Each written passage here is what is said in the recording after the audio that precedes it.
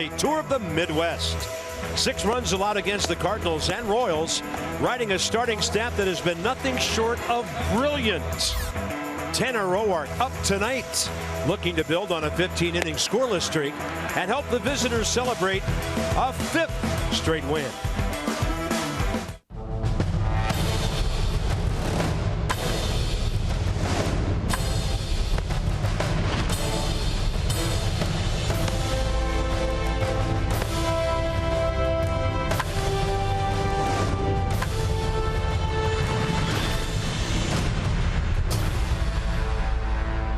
Things a little nicer, a little sunnier in Kansas City today. Game 2 of this 3-game series. Game 5 of the 10-game road trip, and the Nats put pitching on display again here last night. It's not just the starters, it's the bullpen. All things working together for a ball club that's way over 500. Yeah, I didn't think this would be a woohoo road trip, but right now 4-0, it's definitely been that. They're looking for game 2 here tonight against Tanner Roark, who's been as good as anybody, 15 scoreless working. We'll see what happens. Yeah, and the starters have the confidence to know that if they can get deep into a ball game, the bullpen has been pretty solid as well. The ERA is great, and the opponent's batting average really good. I think Sammy Solis is finally realizing how good he is. He came in last night with 1 scoreless inning, throwing 95, 97 miles an hour. He looks a lot more comfortable this year than Sean Kelly after giving up a leadoff double to Alcides Escobar. Struck out Lorenzo Cain in a perfect fastball down the way. Then on comes Oliver Perez. Where's it coming from? Nobody knows. 2/3 scoreless, 2 strikeouts, got some big outs. Sean Kelly fired up that Oliver Perez picked him up. And then how about Jonathan Papelbon? His 9th save of his career, his 9th save of his season, 358th of his career, tied for 10th best all time. So the bullpen's locked, the starting pitchers are locked. The pen is definitely mightier than the sword. Yeah, 2.48 ERA. Look at that compared to last year. And the opponent's batting average is down 50-some points as well. It's just been a storybook season for the ball club. Felipe Rivero has 1 of those saves. Jonathan Papelbon has the other 9.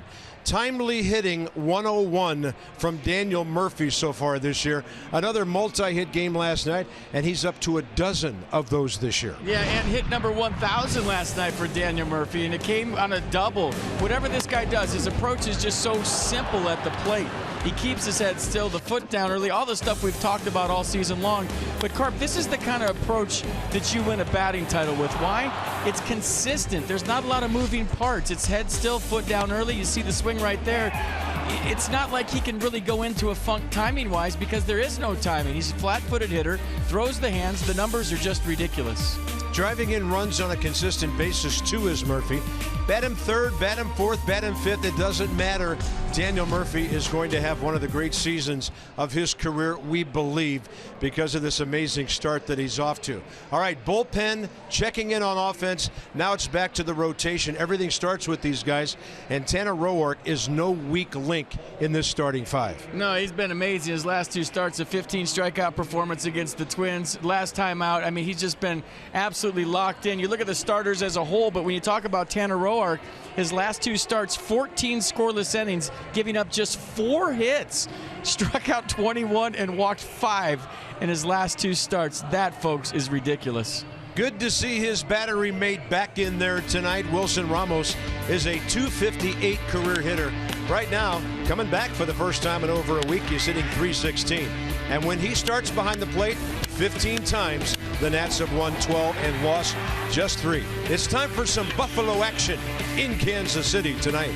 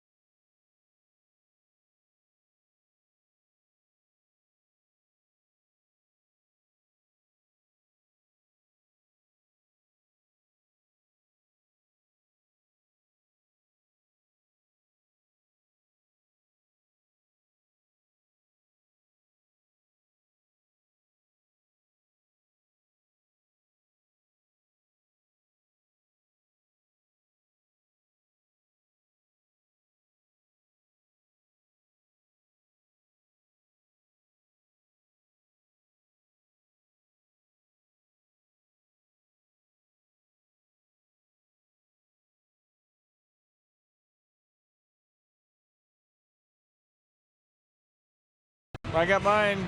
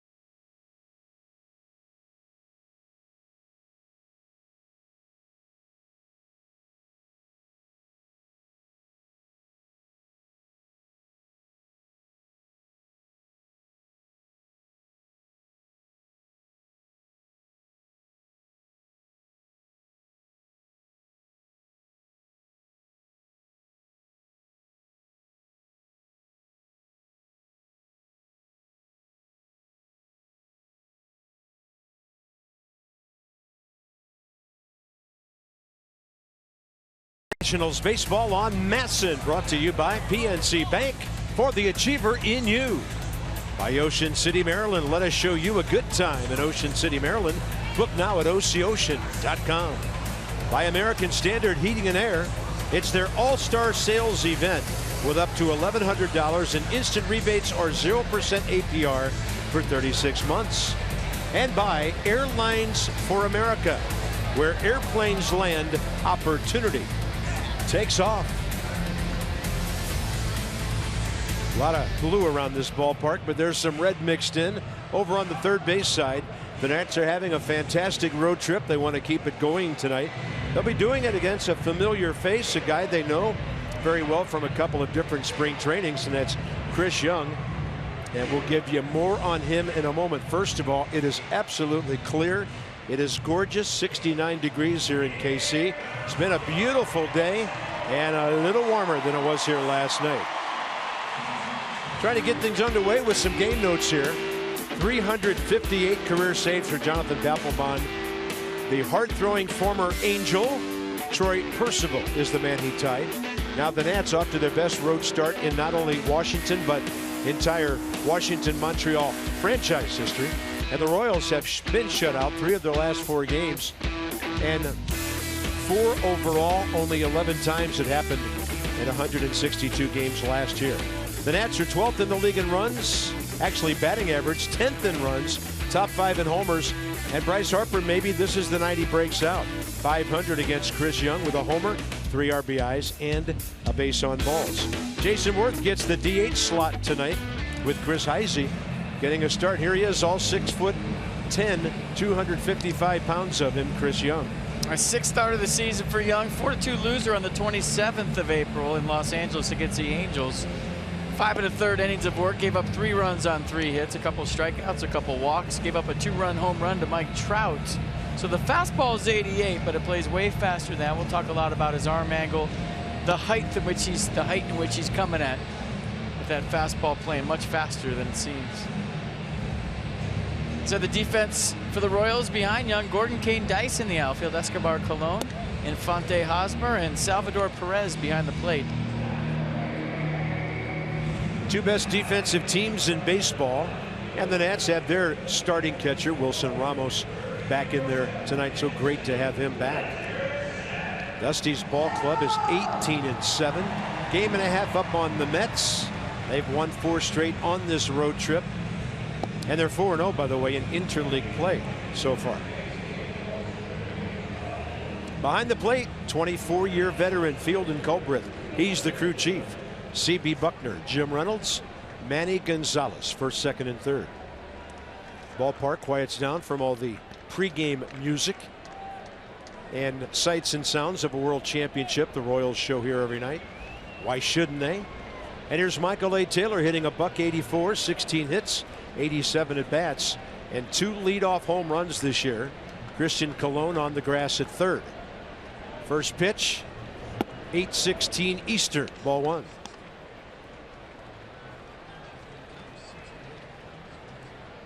Chris Young, 3-2, 9 career starts against the Nats with a .275 ERA. And Taylor fouls one back right below us. I don't even know why I tried for that. That hit below us and bounced straight up and missed your face by about 2 feet. It did. 1-1. And Taylor lifting one to center. Lorenzo Cain. I need to start ducking. I'm too old for this. Seriously. Still got good range at this age. No. Slowest average fastball of active pitchers since the beginning of last year. And yeah, R.A. Dickey should be on there. He throws the knuckleball a lot. Doug Fister, not a fireballer. Jared Weaver at this stage of his career. And then the former Nat Tommy Malone of the Twins. But he's allowed just 7 hits over his last 11 1/3. 225 average against, but he's got a stealth fastball. It's coming from 6'10", and maybe we get some shots of the side tonight of the angle that this fastball is coming at. And you'd think that actually the taller hitters like Jason Worth will have a better shot at a guy like this, because the shorter you are, the more downhill this fastball is coming. And it's just tough to square up. And game plan is lay off the high one if you can. 1 ball, 1 strike. Anthony Rendon is the first national to make it to 100 official at bats. 24 hits, 25 games coming in. Had a pretty good rip at that. 1 ball, 2 strikes. Bryce Harper next, and he's had great career numbers against Young. Taylor and Rendon seeing the tall right-hander for the first time. Chris Young is 77 and 62 career. 10th full year in the big leagues.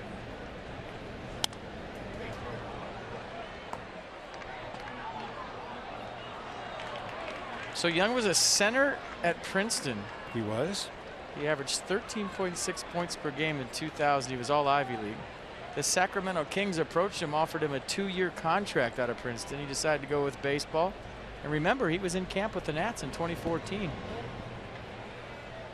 They released him on March 24th, didn't make the ball club, and has had a nice run wherever he's been, but last year a world champ.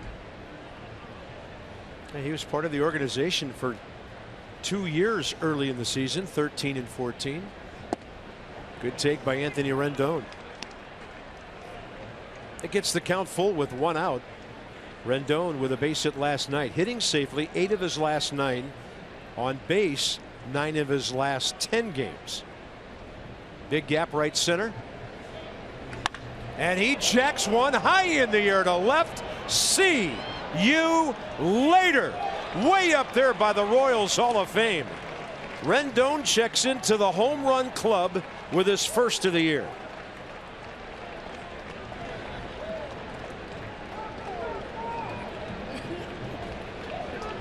That's as well as he has crushed a home run in his career. Yeah.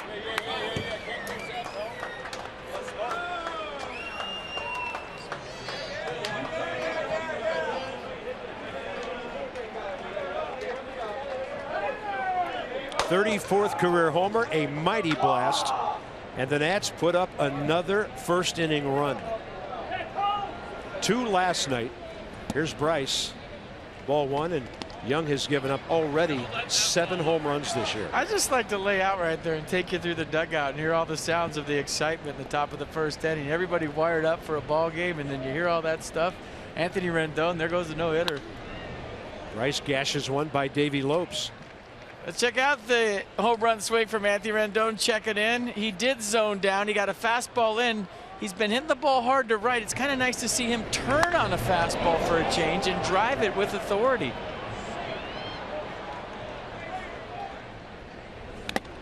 And then Harper slams one off of Salvador Perez, and the count's 1-2. So now the Nats, 33 runs in the first inning. The most runs in any inning by any major league ball club. And when they score first, they've only lost 1 game. For the ball club, home run number 30. Time to hit him, because as it cools down throughout the night, we saw last night the ball doesn't go anywhere here when it gets cool. Still nice and warm out. Ball's probably going to travel the first 3 innings. Shift on. Harper slams one off the facing of the camera bay over by the Royals dugout.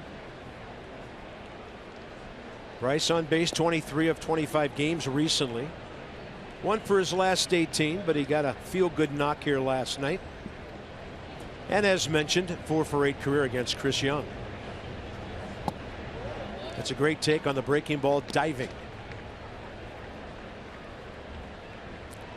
Important for Bryce just to go back to his happy place, get that one pitch he's looking for. I think a lot of times a hitter, when you're locked in, you start to think you can hit anything. He knew it. Bryce walks away. Young strikes him out. 2 down. Pretty good pitch here by Chris Young. This might be one of those tip your caps. Watch where it hits on pitch track. Yeah, right on the edge. Get him next time. Ryan Zimmerman, more at bats against Young than any National, 20 of them. 5 hits, a homer, 3 RBIs. Checked in with a couple of extra base hits last night. So Ryan now 5 doubles, a home run, 8 RBIs.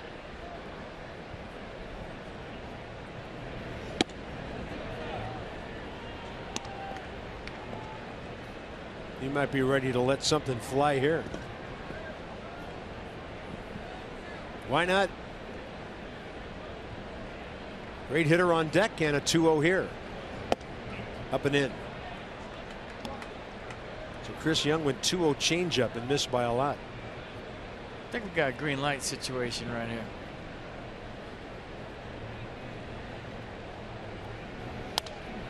Yeah.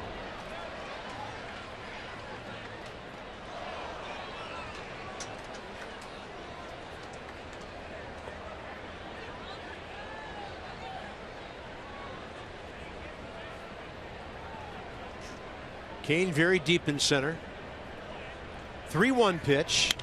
And Zimmerman off the end of the bat pops it up on the infield. Alcides Escobar the shortstop. But the Nationals make early noise again. A mammoth home run by Anthony Rendon. First of the year. And at bat number 101 is when he hits his first home run in 2016.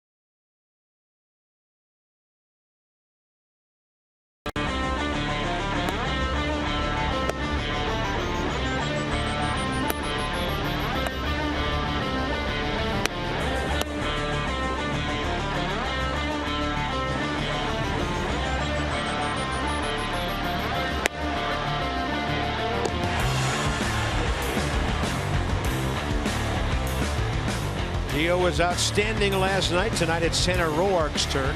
Takes on these Royals, hitting .250, 5th in the league. They're in the bottom 3 in runs and home runs. And because they're not hitting, the Royals haven't geared up their running game that much so far. Alcides Escobar, 1 for 2 career against Tanner Roark. Much better against right-handers than lefties. Same lineup as last night except for number 9 where Jared Dyson's in right field. Tanner Roark, 1 relief appearance in his career against Kansas City. And on the first pitch, Escobar is going to hit one not very hard, but he drops it into left field.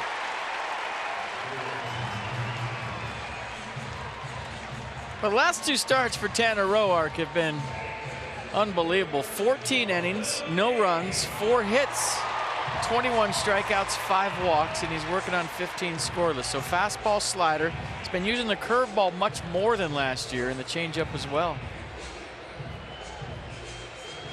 Lorenzo Cain on a 5-game hitting streak. 1 for 4 with a single. Caught stealing here last night. So Escobar 2 for 3 career against Roark now. And here's Cain facing Tanner for the first time.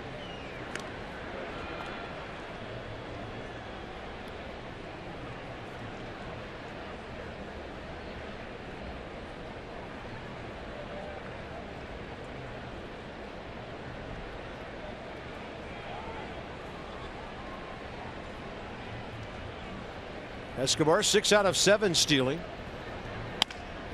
And a ball slapped to short. 6, 4, 3. Espinosa and Murphy.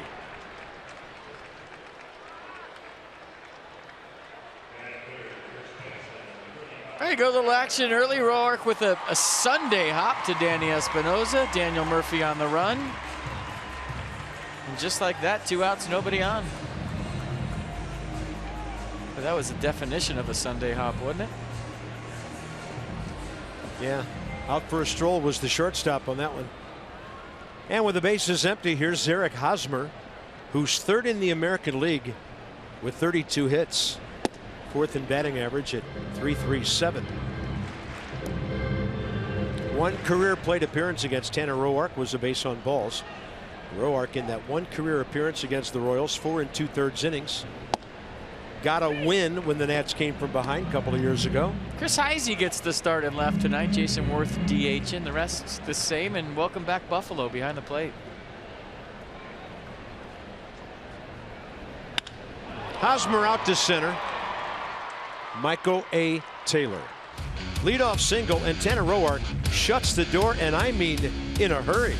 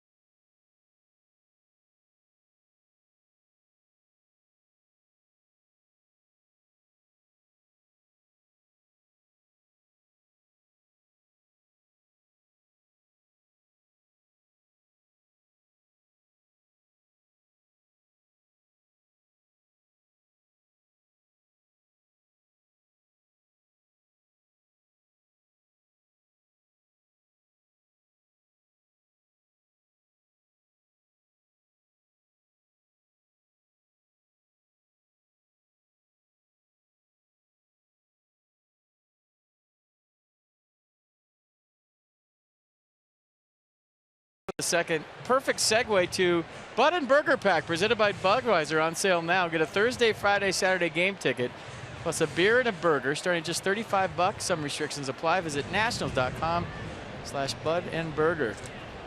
That promo wanted to be the best ever. Daniel Murphy, 12 multi-hit games now, tied with Starling Marte. 3rd in the league at .382. On base percentage of .439. 6th. Ball 1.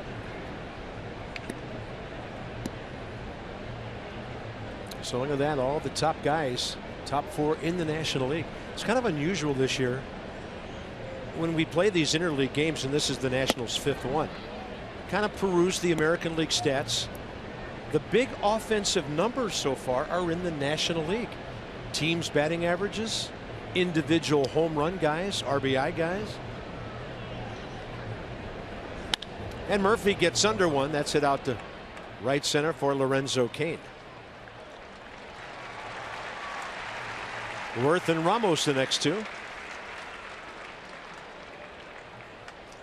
Just a reminder, as we enjoy a cold one, look forward to Miller time later in tonight's game. That's brought to you by Miller Lite.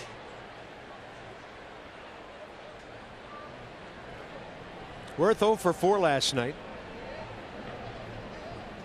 A fine hitter he is lately. Batting .203, 16 for 79. 1 for 9 career with a home run against Chris Young.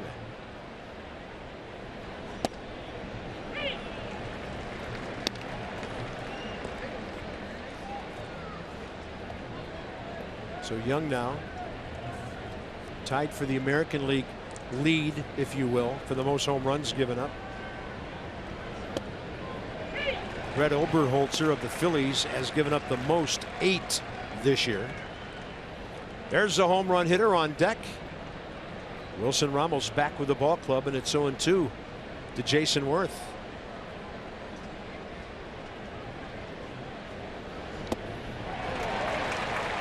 Three pitches. Got a piece of that last one. I think Jason's coming back. Yeah. Don't ring him up yet. Still battling up there. There's a discussion between Perez and Field and Culbreth as to whether Worth tipped that ball or not. I heard 2 sounds. Maybe we can give it a listen. It was tick tick, and he didn't hang on.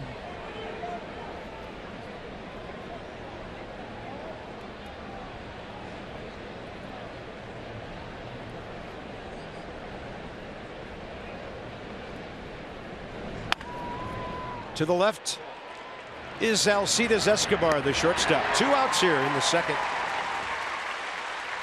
Wilson Ramos, and we've got them both to show you. 2 for 2 against Chris Young. 2 solos. 2011 against the Mets.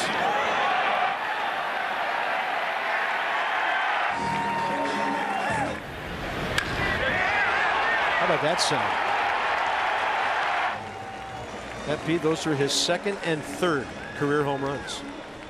And how about the Beast giving him a high five at home plate? All right. Good times.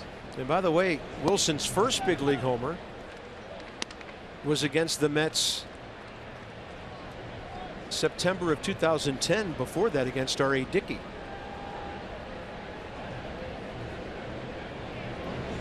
Up the middle, hits the mound, which slows it down. Omar Infante, and almost as quick as Roark's first is Chris Young's second.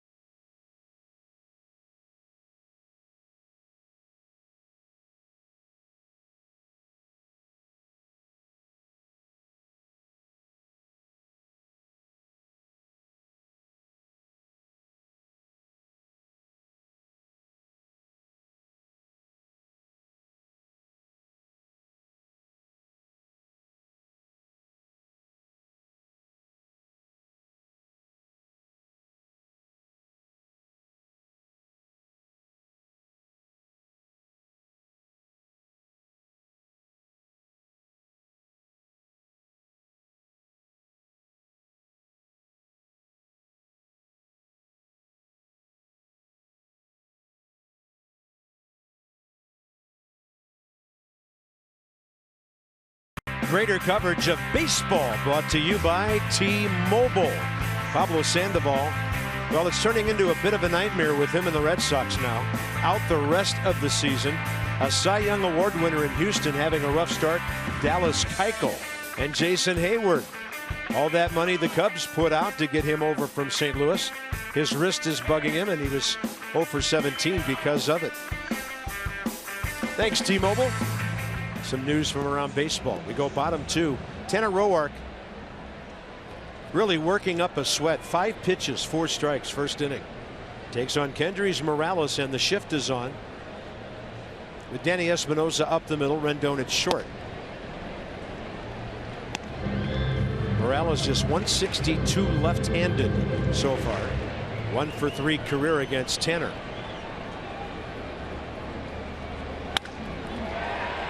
It's a base hit usually, but not with Daniel Murphy out there, and the shift this time taketh away.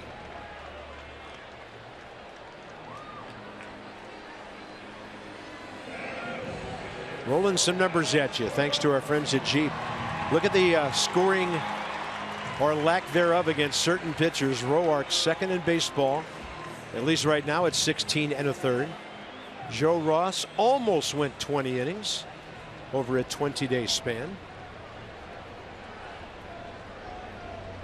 And here's Alex Gordon. Well, the Royals are going up swinging against Roark tonight, huh? Well, you got a guy with 21 strikeouts and 5 walks in his last 2 starts. They're thinking, I don't want to get to 2 strikes, and they're also thinking they're not going to walk, so why not?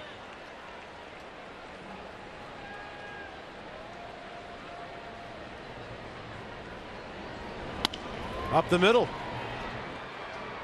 Not a hit with a shortstop there. 2 outs. That'll bring in Salvador Perez, one of the most popular Royals. Always a lot of fun here when they introduce him.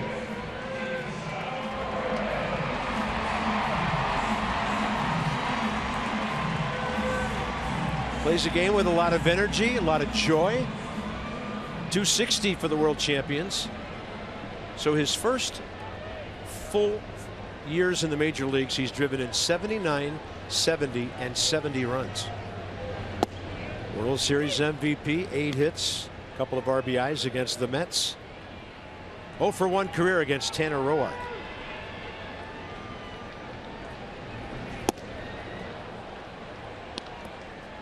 He's playing catch with Wilson Ramos right now.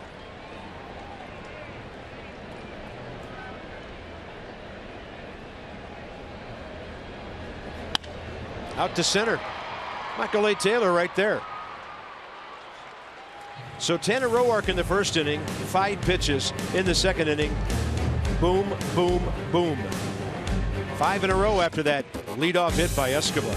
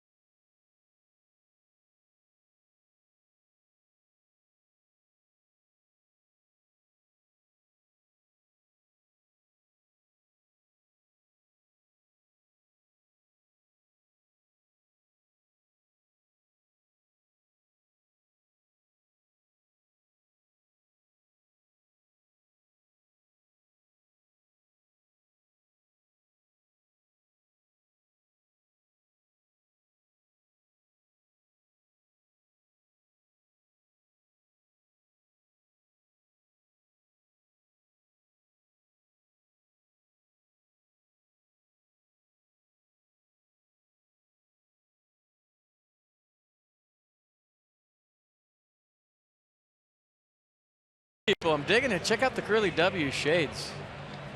I mean, Nats fans have been traveling well on this road trip. It's good to see. They've been stuck together since spring training. Yoga in the Outfield returns in 2016 following Nats Marlins game on Sunday, May 15th. To purchase your special tickets, visit nationals.com/yoga.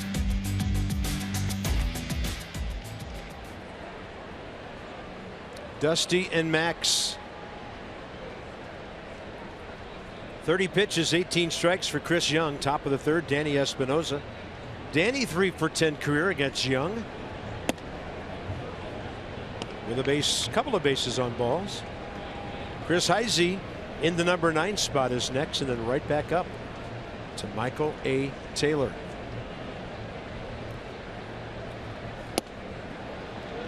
That would have been a double in the gap if he hit it.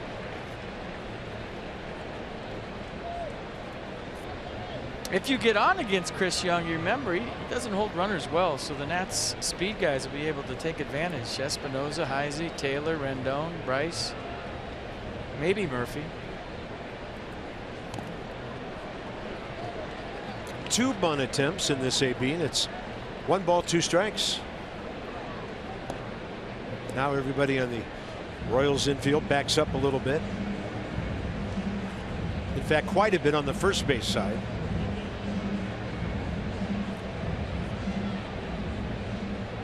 One nothing on the Anthony Rendon 1 out absolute bomb in the first inning.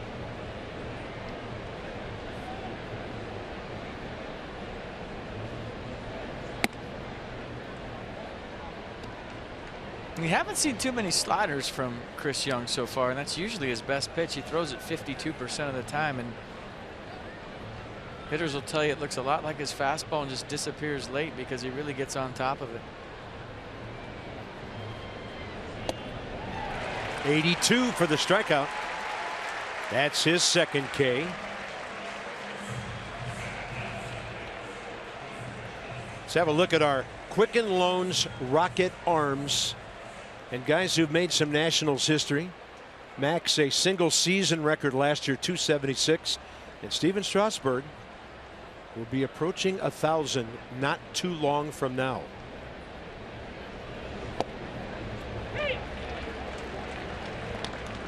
Well, they got some kind of convo going. I wish I could hear what they were saying. Talking about his pitches. You see Dusty making the curveball sign there.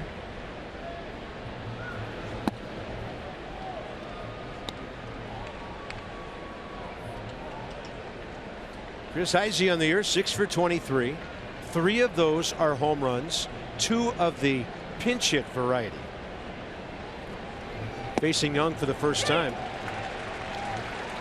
Chris Young's got a good work rate going, just like Tanner Roark.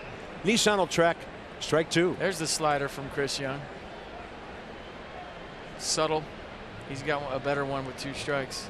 Perez hardly moved to catch it. We'll see if he's setting up the slider low and away with that fastball. Yeah, everybody talking about Jake Arrieta. You know, Steven Strasburg joining that rarefied air now. Don't forget about that guy on the right. Heisey waiting for that breaking ball, got under it. Alex Gordon in left field. It's coming down. 2 outs. Clayton Kershaw, talking about the elite pitchers in the National League, and I haven't heard a mention of Max Scherzer yet this year with all the analysts talking on all the different networks. Don't forget about that guy. It's a small sample size of the month of April, but based on what we've seen, what he did his last start, in my mind, you know, I see him pitch more than a lot of people do. He's right up there with those other 3 I just mentioned. And a lot of their conversations are numbers centered. Michael A. Taylor goes up hacking. Fly ball to center first time up. Max was fantastic in St. Louis on Sunday. Got his ERA down to 3.55. Hey, he's 3-1. A lot of guys in baseball would like to be 3-1. That's what I'm saying. And the league's hitting .237 against him.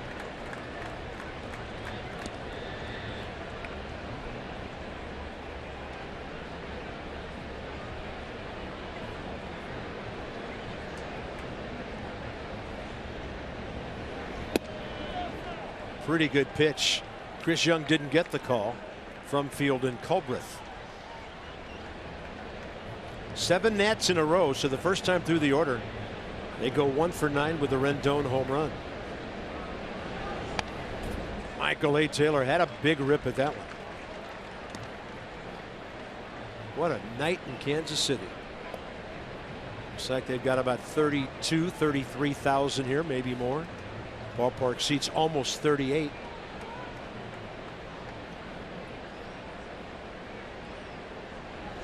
Taylor got a pitch up and he got around it.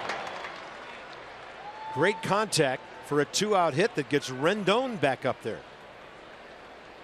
Well, in case you missed it earlier, time for a Geico highlight. Back to the first inning. There goes the no-hitter. There goes the shutout. Anthony Rendon on a fastball in off the plate, pulls his hands in nice, gets the barrel of the baseball. Trust me, it was a loud sound, and that's up 1-0.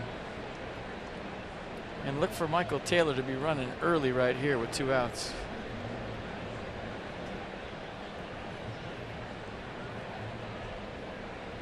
Left at 101 miles per hour.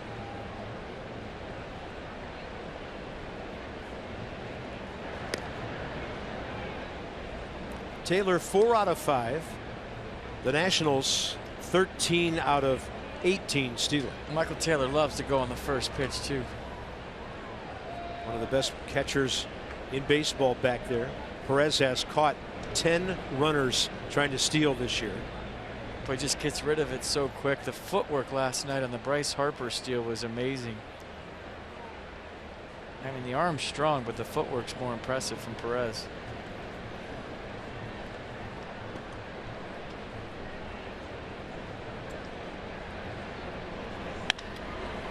And Rendon in the air to center. That'll back up Lorenzo Cain. He's in front of the track. And that's it for the Nationals in the top of the 3rd. The pitchers are working quickly and effectively.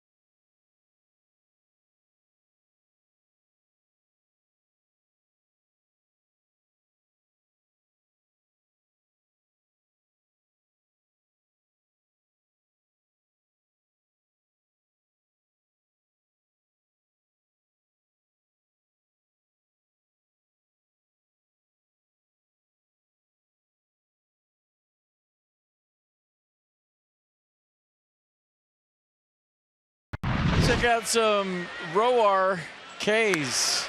I get it. Did you get it? I mean, I thought of that during the break. Run back fastball has been the key to all these, but the changeup and the curveball have been the best I've seen from Tanner Roark. He really relied on the curveball last start. He threw it 18% of the time. That was his highest percentage all year. Time for Toyota K's for kids. The Washington area Toyota dealers want to help children and their families by making a donation of $37 to the Children's Inn at NIH for every strikeout by a Nats pitcher this season. Omar Infante, bottom of the 3rd. These 3 hitters, Infante, Colon, and Dyson, facing Tanner Roark for the first time.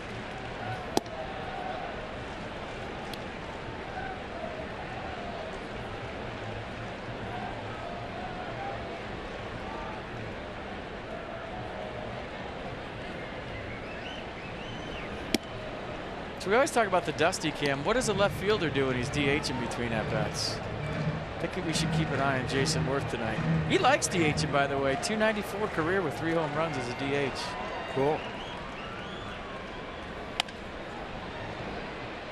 It's so weird when you're a National League player your whole career and you don't ever do that, and all of a sudden you pinch hit 4 times, basically, is what DHing is. Way too much time to think about your at-bats. It's not fun.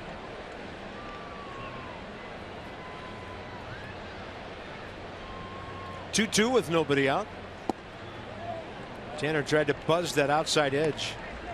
at the knees, and he missed. It's 95. Did Mercedes-Benz like it? Watch the velocity. Usually it's about the movement. This is 95 with run back. That's a good pitch. That was a strike. 3-2. Doesn't get that call either. That one probably low. The 2-2 pitch appeared to be perfect. First walk of the night. Christian Colon next.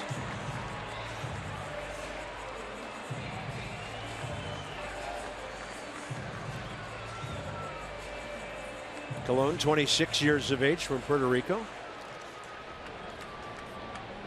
3 for 16, playing in his 7th game.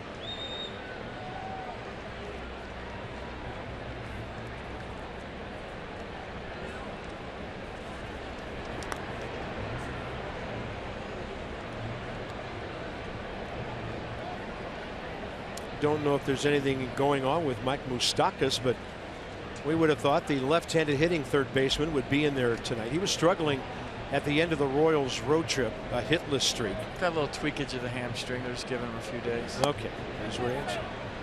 1-0.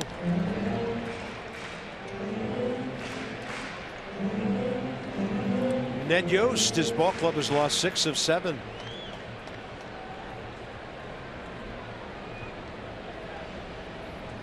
Good record at home, the same as the Nats, 8-4.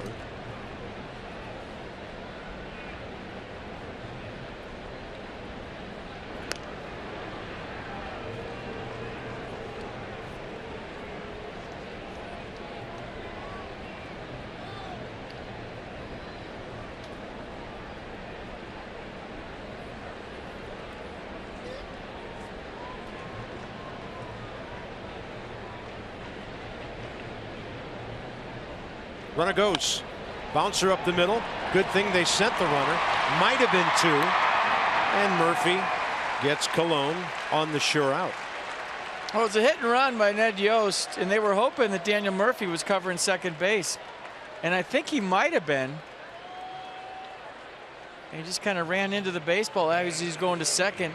Thought about maybe touching the runner and tagging him right here. Watch. Murphy's covering on the steal, so the ball and the steal actually takes him into it. He was thinking about flipping to Espinoza.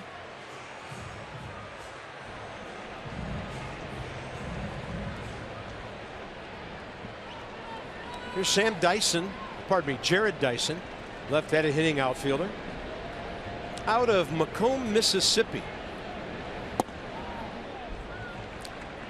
Gerard, pardon me, 31 years of age, and a 50th round pick by the Royals 10 years ago. He can fly. And he's got a cannon in the outfield too. Very accurate, very strong arm.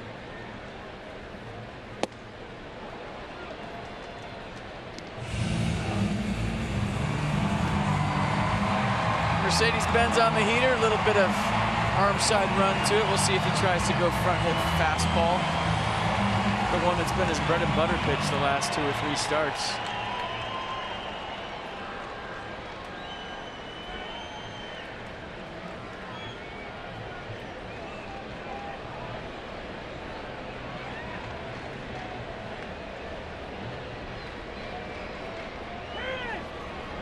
Time given. Good take. That was close. I mean, he really had to bear down to lay off of that one. And that's the wildest pitch we've seen since Matt Chico threw one over the first base dugout in Miami years ago. I mean, that's close. But his was a real pitch. Time wasn't called on Chico's.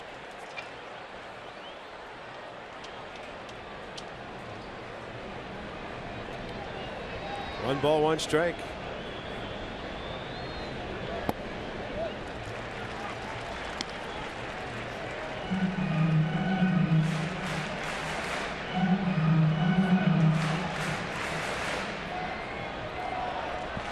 Roark 2-2 with a 2.03 ERA coming in.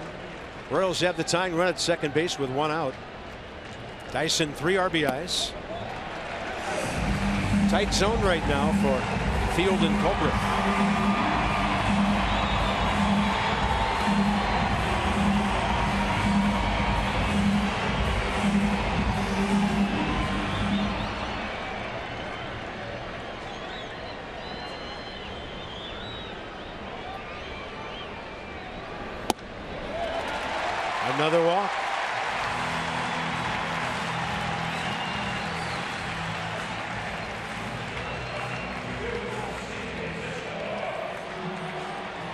a trip by Danny Espinosa. A lot of times when you have a team with speed, as a pitcher, you feel like you have to kind of hurry things along. And I think right now Tanner Roark might be working just a click too fast.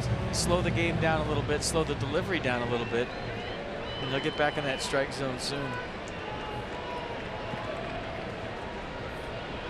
Escobar, first pitch he saw, base hit left field. Wiped out on the Kane double play ball, and that's blown away.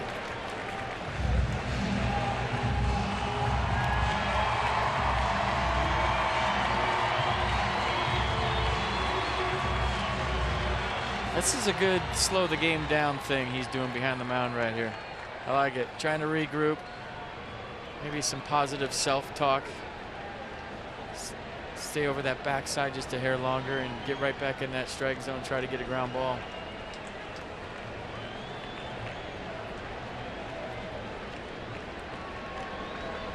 He does. And Kansas City may be on the board here. Here comes Infante. Harper throws into second.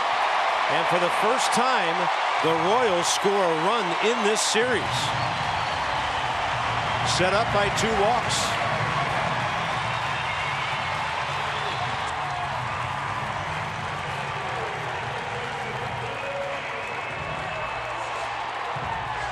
Fastball up right here, and we've seen Escobar the last 2 days. He's ready to hit.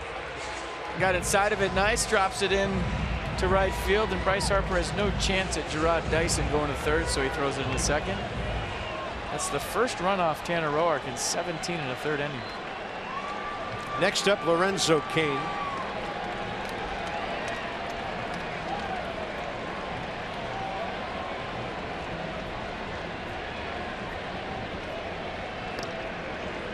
Escobar 6 for 7. I'm watching Escobar get off the base, and when he gets into his primary lead, which is his initial lead, watch how he kind of scoots out. It's with his feet. He just starts wiggling his feet towards second base, so maybe not drawing attention to himself.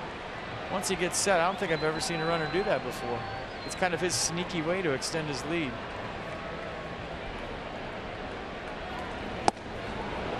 He was kind of late getting out there. Maybe we can see it on this pitch, but once he gets set, he just kind of starts shuffling his feet subtly and extending his lead.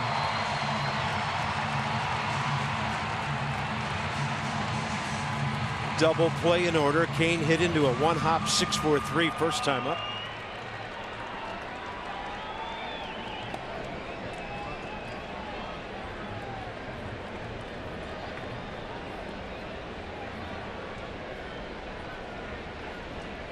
Not a big lead. Draws a throw anyway. Watch him. Look at him just shuffling with his feet. That's how he gets out another foot or so without drawing attention. Clever. I like it. If you take a big step out there, pitcher sees you, but if you just kind of wiggle your feet, you're gaining ground. No one's really noticing.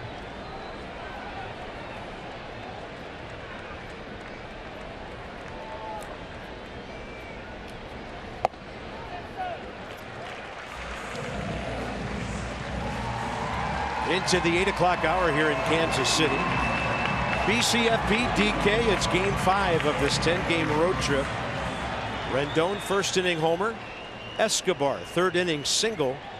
The RBI hits in this 1-1 game.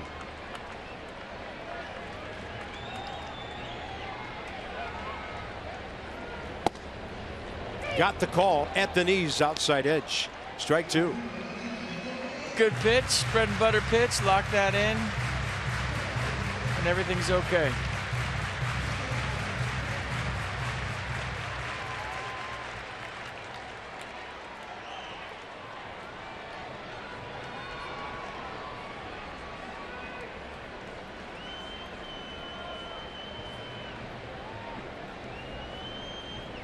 Runner goes at first, and Wilson Ramos did well to pick it and to forget about the throw.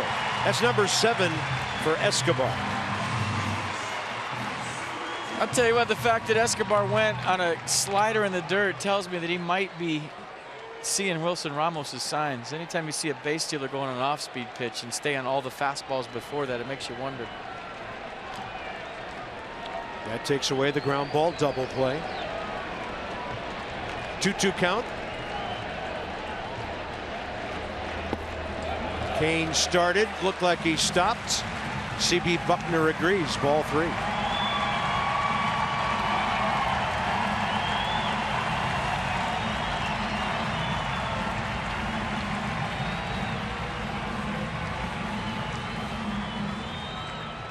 Big, strong left-handed batter on deck in Hosmer. 2 walks already in the inning.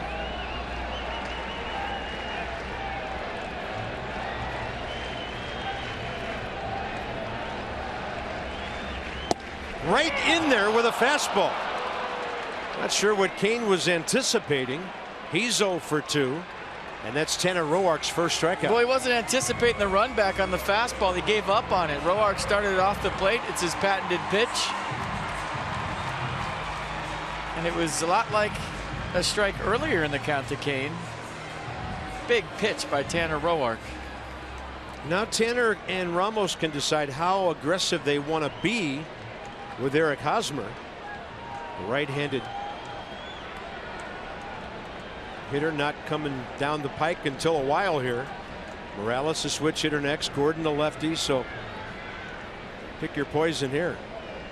Well, you'd think he'd run that fastball right at him, see if he can bring it back a couple, 2-3 times.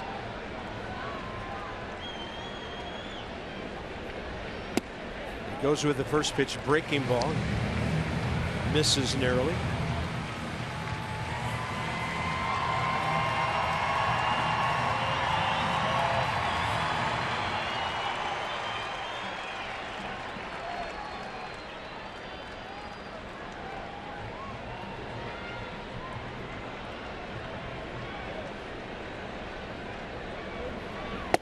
One. Yeah, movement with some hair on it at 94. Well, the reason I like that pitch is because if you're kind of pitching around a guy and you're going to throw your best pitch, you throw that fastball at him, you try to run it back, and if you happen to hit him, you happen to hit him. You got a base. If you're going to miss in with it.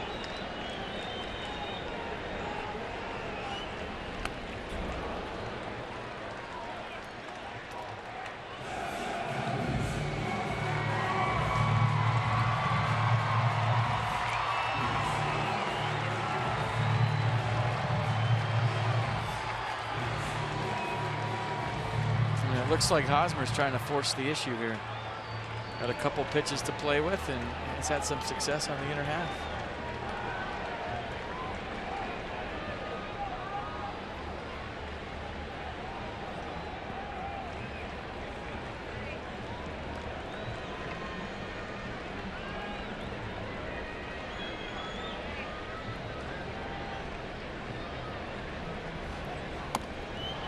Goes down to chop that breaking ball and stay alive.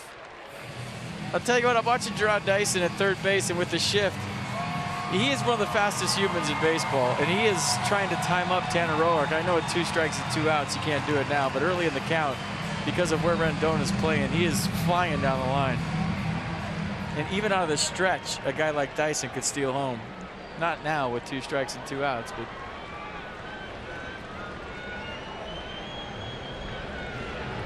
1-2, hard hit. That's going to bring in 2. And the Royals have a big inning. It's 3-1.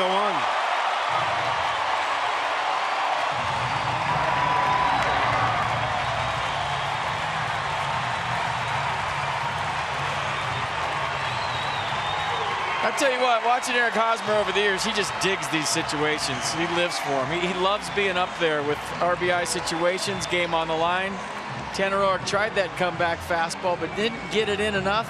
It came back and got some play. Good effort by Daniel Murphy. It's just Eric Hosmer has been nothing but clutch for the Royals over the last 2 or 3 years.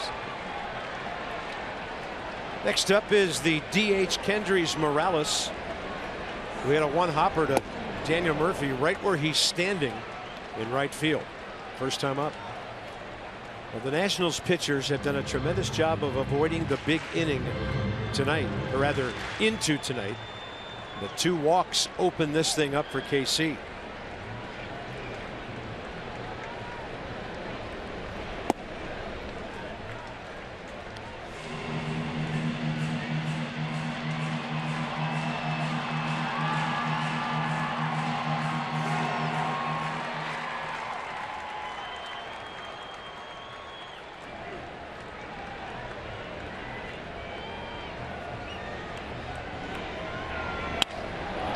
Out to left center, pretty well hit.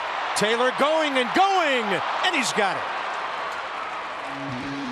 Willie Wilson used to play out there, and Michael A. not much slower. Here comes Bryce. The Nats down by 2.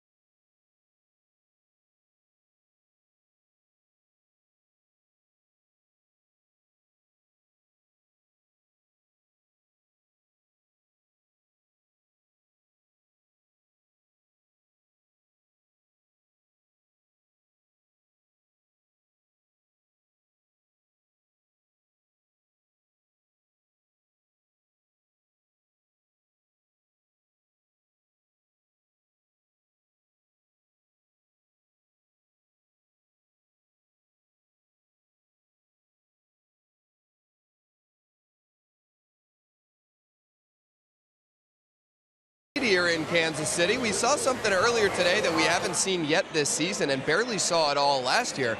That was Bryce Harper taking batting practice on the field with the rest of his teammates. Bryce has a routine that he typically sticks to every day, which is that he hits inside in the cage pregame and not out on the field.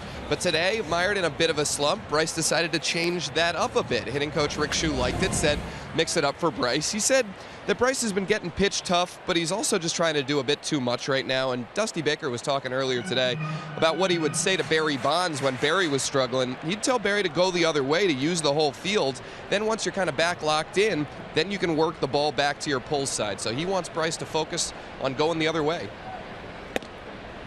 He got Cologne on the move with an attempted bunt, at least showing. And that's Dan with our Coons.com sideline report. Over 2 million vehicles sold and counting. You got the whole left side if he decides to go the other way. Yeah, slow ground ball's a double. That's right. That was an inside-out swing.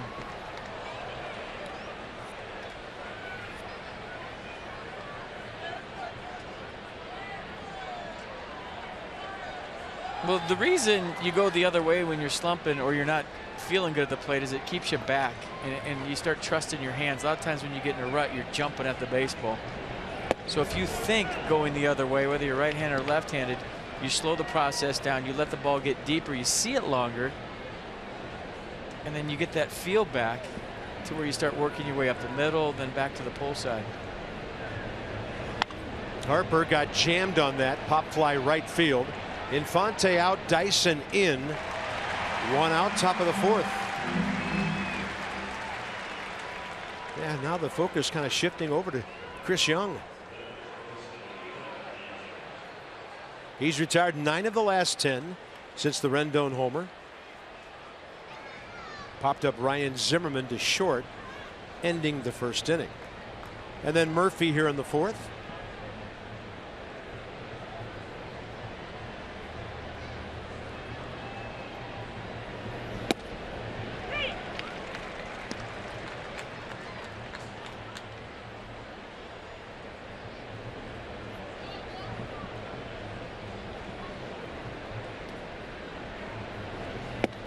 That breaking pitch hanging up there a little bit. Ryan couldn't get it.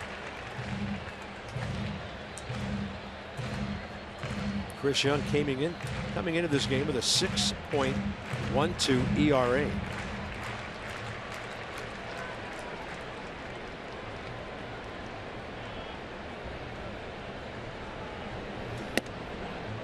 That's a good take. That's the hard one to lay off of Chris Young. So where he goes with 2 strikes to try to get you to chase up.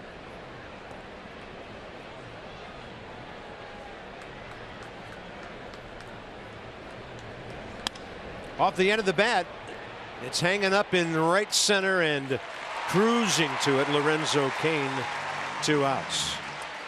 The 4th inning of Nationals baseball is brought to you by the RAV4 Hybrid. All-wheel drive and unexpected performance. Visit viatoyota.com tonight.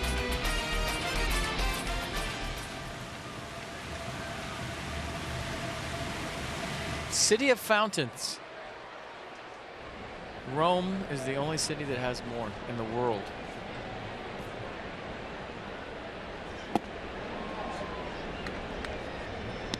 There's 8 million fountains in Kansas City. Seems like it. Tell your teachers at school tomorrow, kids, you learn there's 8 million fountains. I think it's really like 1,000, but just exaggerate. 1 ball, 1 strike. Daniel Murphy. A hard to lay off. Fountains between every pitch. There are so many. Yes, they're everywhere. Hard to lay off fastball for Murphy first time and a fly ball to center. Sponsor the fountains tomorrow. Murphy jacks one to right. See you later. Way above the right field wall, his 3rd of the year. The Nats are back to within 1. Show me some more fountains. Murph almost hit it into the fountains. I'm telling you, we were talking about with Ray Knight last night on the postgame show. He's gone from a pest to a presence in the lineup. A guy that you used to think, man, he's a tough out. Now you think, man, this guy could do some damage. And Daniel Murphy just hit his 3rd home run and drove in his 14th RBI. Worth gets a breaking ball. 65 career home runs for Daniel Murphy with that one. Swing it, Murph. And now Chris Young tied for the most home runs given up in baseball this year. That's 8 already as he makes his 6th start. Upstairs again. He tattooed that ball.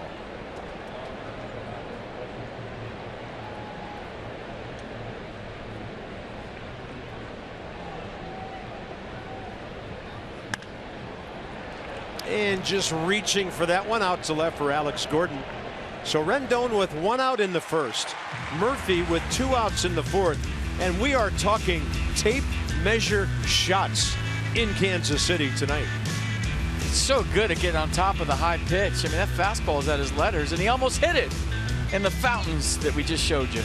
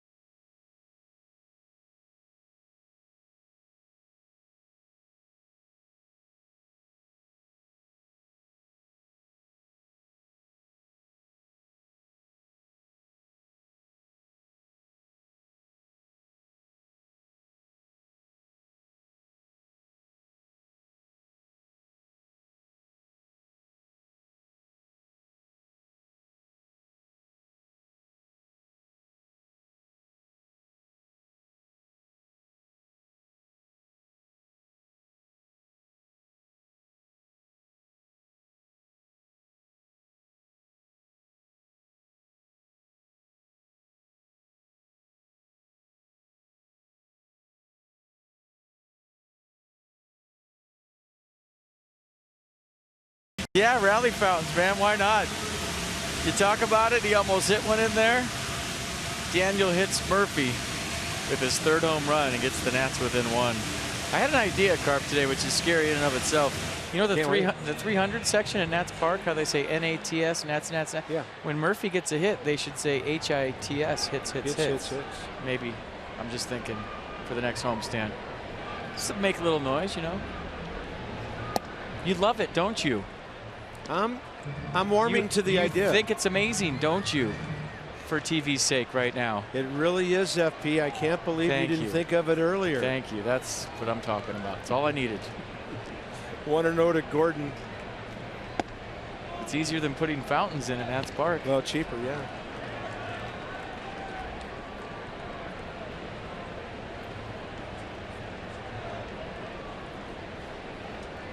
(2-0), and it's off to the left off the bat of Alex Gordon, who bounced out to Danny Espinosa, first time up. Danny up the middle on the shift here, bottom of the fourth underway. Tanner Roark, 29 pitches in that third inning that featured 2 walks, a strikeout, and a couple of knocks. That one tailing to the right of Chris Heisey. He has it, 1 out. I'll tell you what, that's the right idea for Alex Gordon when you think about it. Celebrate the 2015 National League MVP. Bryce Harper MVP Team America bobblehead presented by SAIC. The first 25,000 fans on May 11th. You'll take home a piece of history. Visit nationals.com for details. Alex Gordon's been pulling everything. A lot what Dan said about Bryce. Even though he flied out to left, that's a start. He got his hands in the right slot.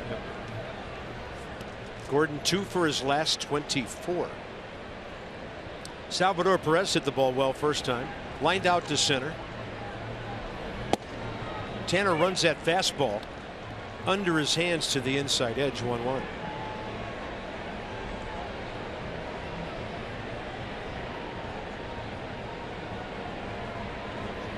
Follows it up with a broken bat breaking ball.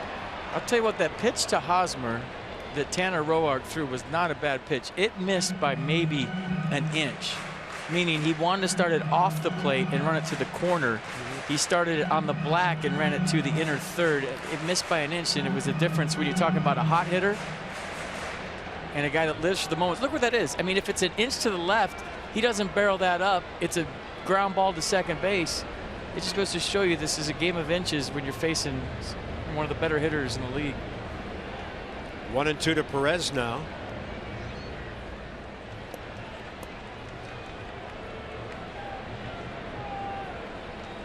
Target is in there, way in there. And the KC catcher got a piece of it.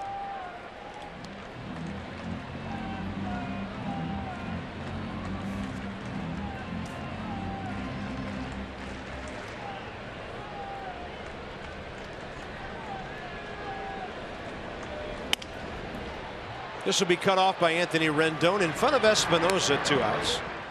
And by the way, in New York, the Braves 3, Mets nothing, 7th inning.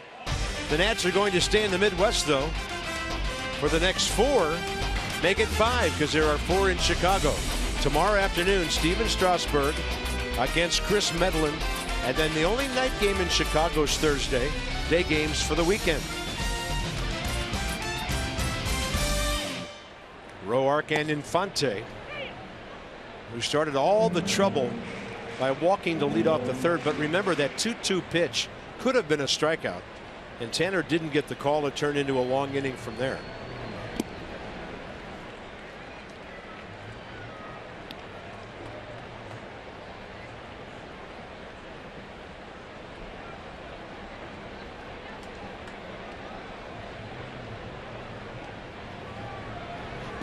So Tanner, with a good part of Wilmington, Illinois in attendance, is set to pitch that finale in Chicago on Sunday. That might be crickets at the corner tap on Sunday. And Jake Arrieta is on schedule to work that game. Maybe just Otis will be there. That's it. The rest will be at Wrigley. 2-1.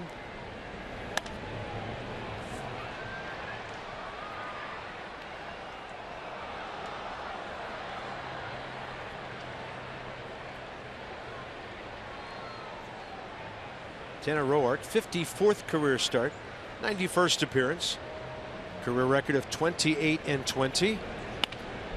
And Danny Espinosa right there for the soft liner. Good bounce back inning for Tanner Roark with a quick 1-2-3 in a 3-2 game.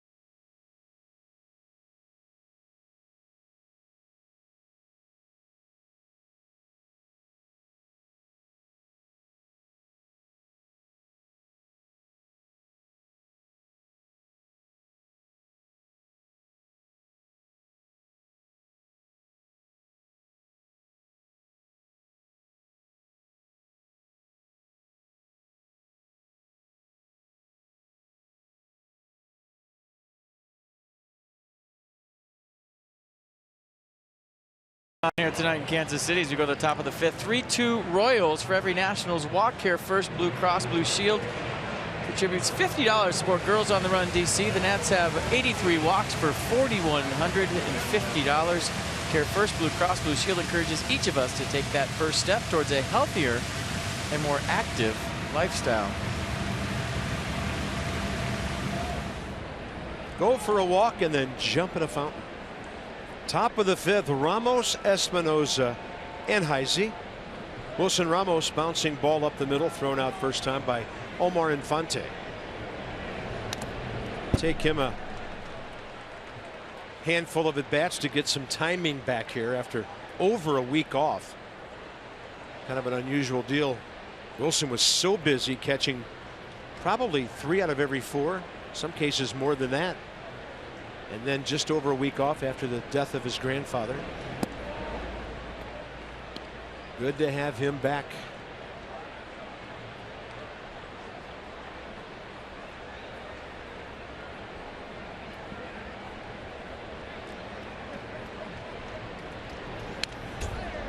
Extending those arms, no part of this ballpark he can't reach.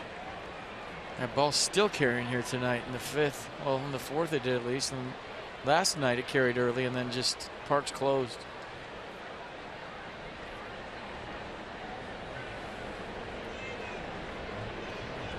One ball, 2 strikes.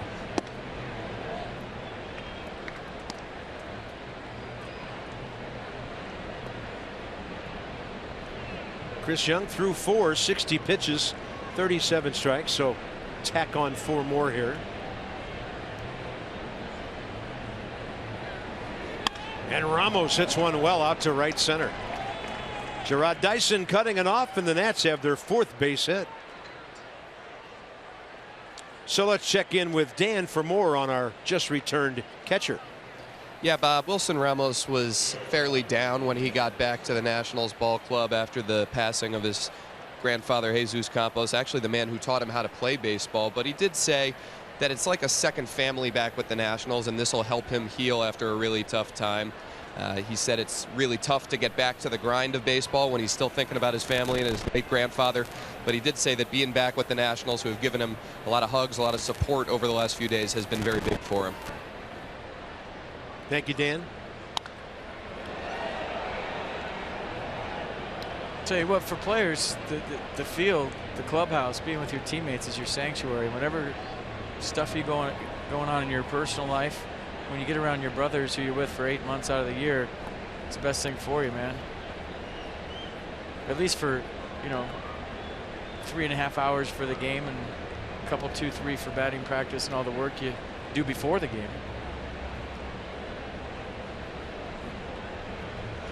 Espinoza turns on another.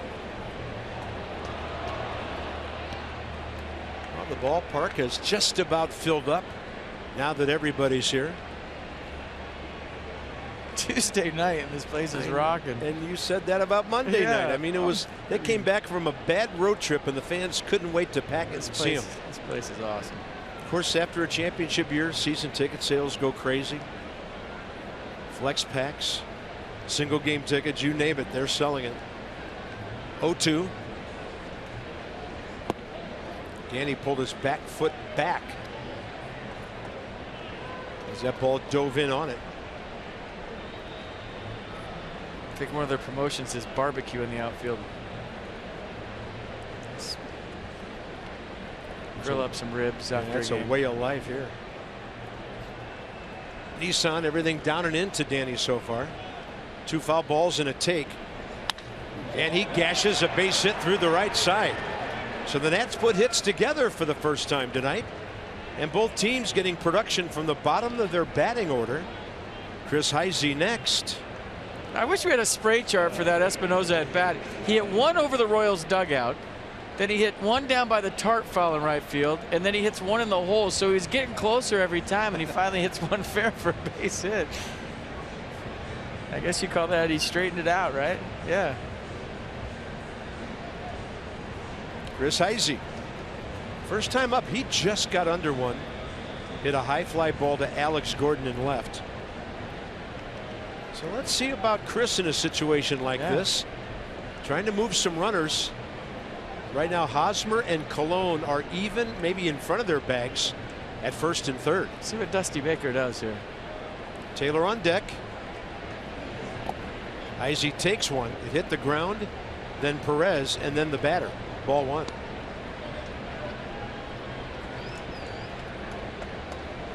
Bob Henley putting on the signs.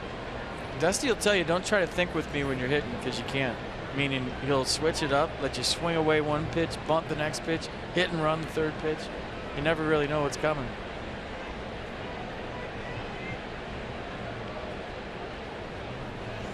Izzy takes one outside.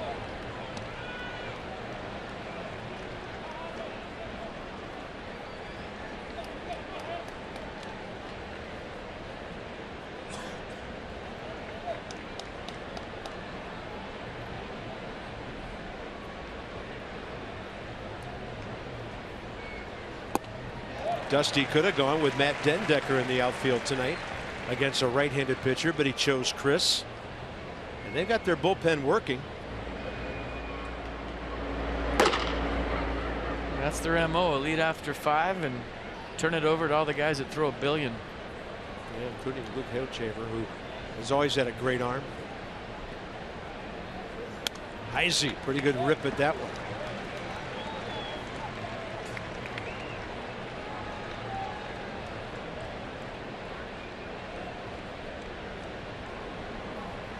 Second base, Ramos, clean single to right. Danny Espinosa pulled one right behind him. And a 2-2 to Chris Izzy. Ooh, it drops right in there for a called third strike. Third K for Chris Young. Well, that's a slider come from way up top. A good frame by Salvador Perez. See how he kind of picks it up, catches the top of the baseball, presents it well.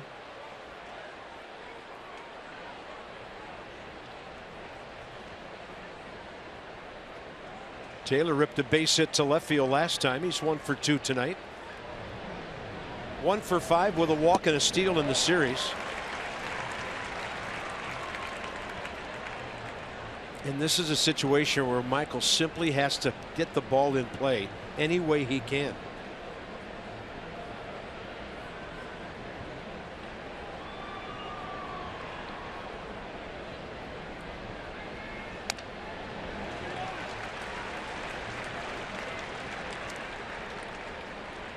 Well, pretty simple, isn't it, from PNC? Well, you could say that about a lot of hitters, though. Although those are pretty extreme from one to the other.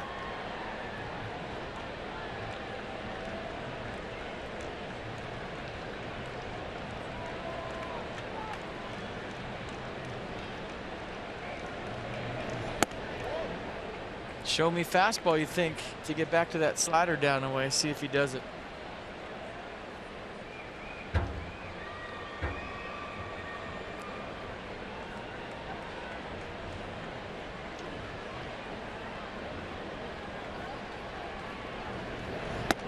Two and two. That one really sailing on Chris Young.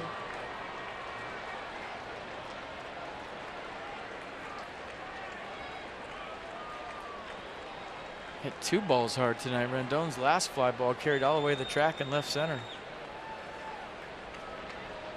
Nats down by a run here, top of the fifth. Taylor puts it in play. It's near the right field line, going foul.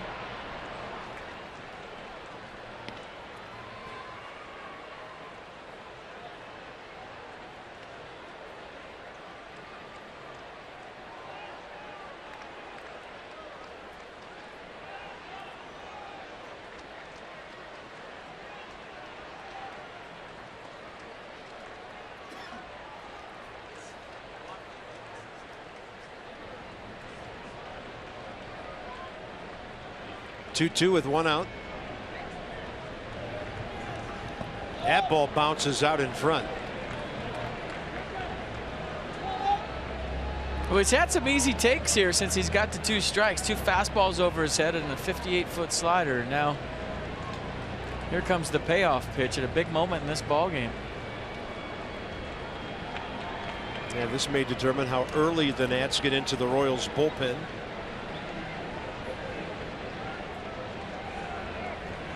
Taylor, left side. He's going to have to hurry. He does. I don't know. Can't believe they threw it. Omar Infante came fairly close to throwing that ball away, and it'll be first and third, 2 outs. Was Omar Infante on the bag on the feed from Cologne? That was questionable. And I think Dusty Baker's going to have a look. I saw Chris Spire go down on the phone. Was he on the bag at second?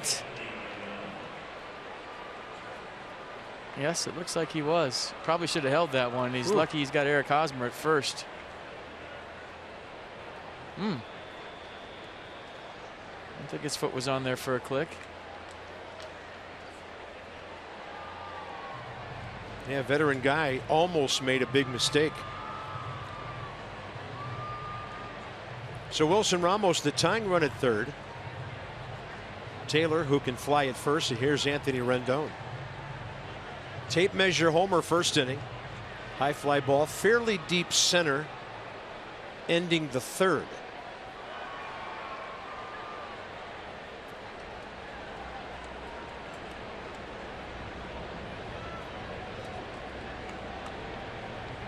Kane not playing very deep in center.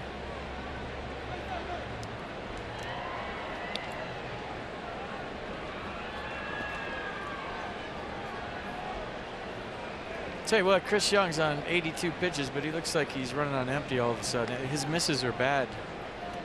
Yeah, he's only gone 6 once this year. 5, 4 2/3, 4, 6, and 5 1/3. So hasn't pitched deep into a ball game yet. And he's gone 2-0.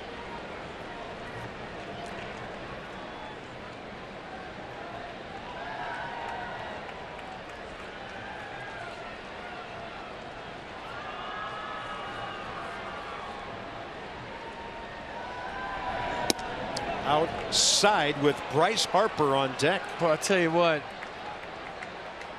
even though you got Bryce Harper on deck, Rendon's seen Chris Young better than anybody tonight. I would think Dusty Baker's going to let him hack here in a 3-0 scenario, just based on what he's done twice. Not even close, and the bases are loaded. Here comes Ned Yost. He is wasting no time. So Chris Young failing to go 5 for the 3rd time this year. It'll be 4 2/3. That was his first base on balls. So Luke Hochevar will get the call here. Bryce Harper 0 for 1 career against him. Straight ahead.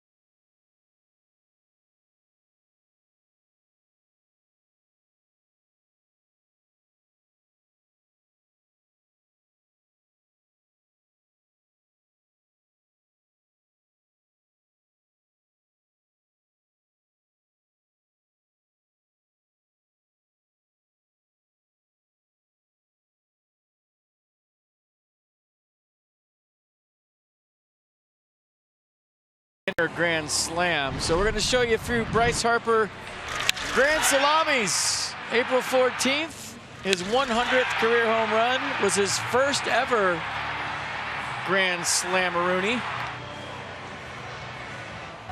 And then on April 19th, you remember that big rally they had going in Marlins Park. his second career grand salami. So what next? Stay tuned. A pair of overall #1 picks battling here. Hochevar, first pick for the Royals in '06. Harper several years later, and here they go.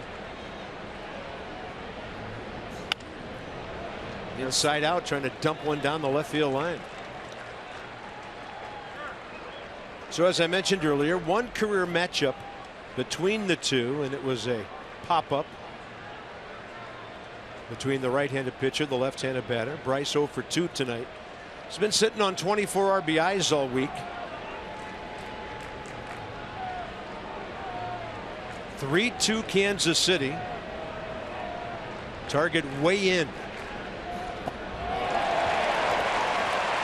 And he dropped some kind of curveball in the dirt right there. You just tell he's not seeing it, almost like he's predetermined his swing right now. He gets fastball, cutter, curveball is what you're going to see from Hochevar. And he loves the cutter. He throws it 51% of the time. So Bryce just trying to put one in play here with 2 strikes.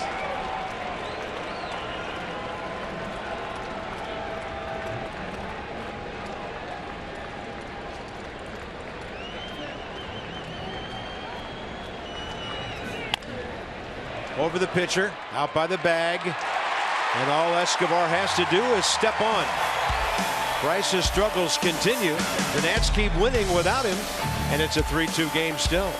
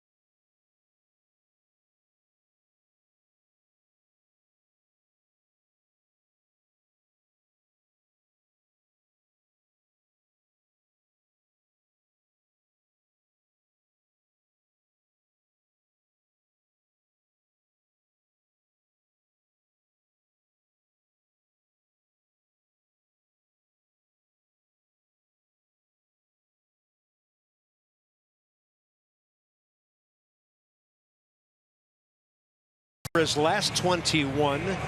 When he heats up, look out. And when Ben Verveer comes back, this offense might start flying. When you have insight, you know how to handle your finances with confidence. It's all brought to you by PNC Bank, for the achiever in you. So Ben Verveer done for the night, a base hit. 3 for 16 in his 5 games with the AAA Chiefs. Could be joining us in 2 days. Here's Tanner Roark against Christian Colon, bottom of the 5th.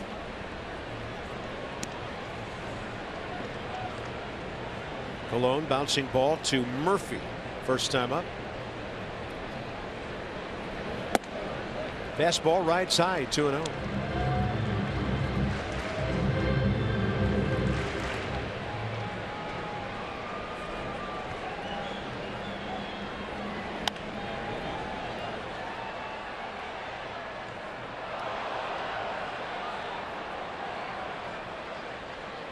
Tanner threw 4, 55 pitches, 33 strikes. Good comeback with a 1-2-3 fourth. And he's given up some hits, singles tonight on pitches that have been up a bit. And Colon right out into center. Harris Teeter Family Fun Packs are back, now available Thursdays through Sundays at Nats Park. Get a ticket, a hot dog, chips, and a Coca-Cola or Dasani beverage starting at just $15. Some restrictions apply. Visit Astros.com/family.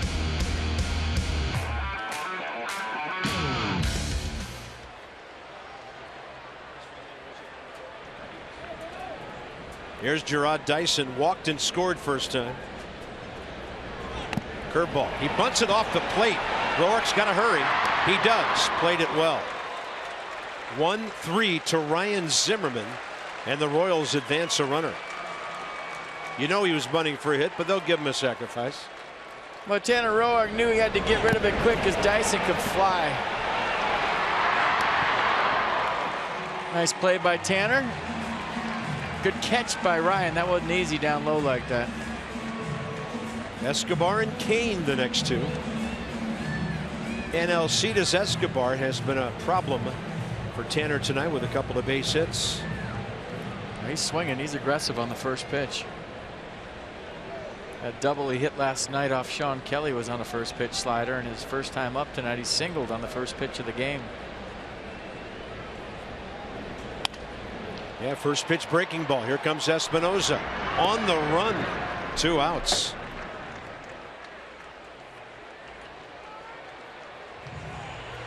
Lorenzo Cain is next.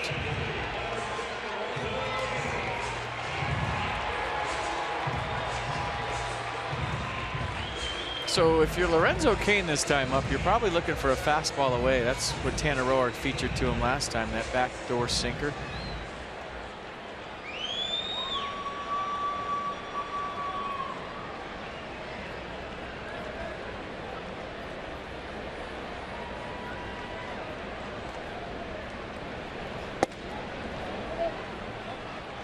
Came front door with the slight piece that time.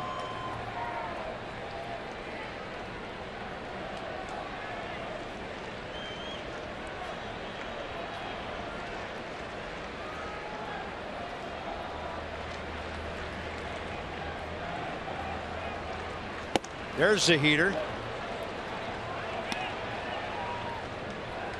Mercedes-Benz will track a fastball. Beauty. Kind of challenged him up, huh? Ooh.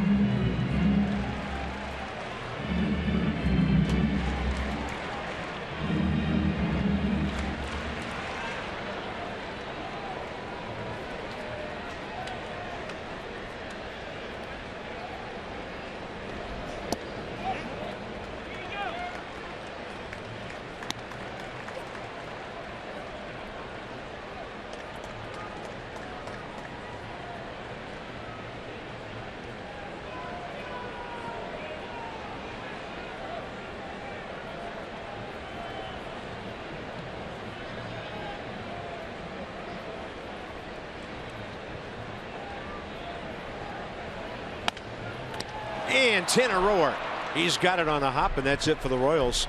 Bottom 5. So he's turned his evening around after that rough third inning. Zimmerman, Murphy, and Worth. How about some KC barbecue sauce on that?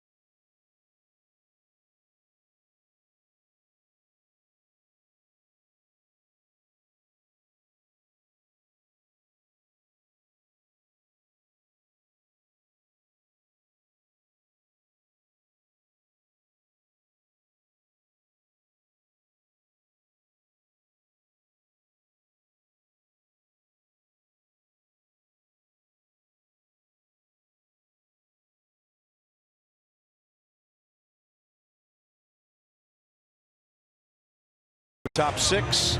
Here's our Freight Railworks do-up. And what they've done in their interleague careers with Ryan Zimmerman leading the way. In that number 4 spot, Murphy, solid numbers. Worth, really prolific numbers. So we'll check the matchups on Hochevar. Ryan Zimmerman 0 for 1 career. A strikeout. Pop up to short, fly ball to center tonight.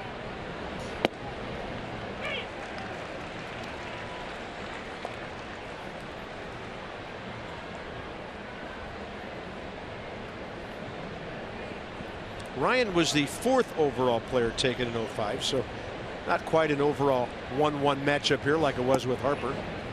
And that's a breaking ball, low and away.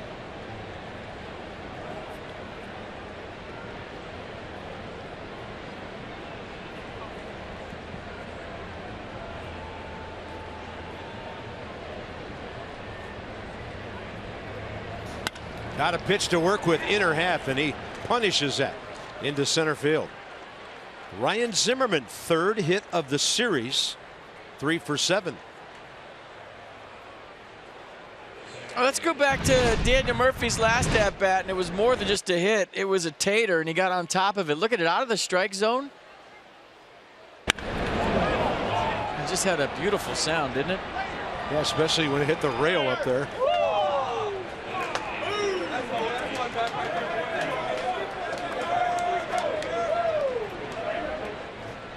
Hit speed 98. I would have been wrong on that guess. I guarantee you the ground ball Ryan Zimmerman just hit was harder than that. So here's Murph looking for another multi-hit game. 1 for 1 career against Hochevar. And he turns away from a fastball up.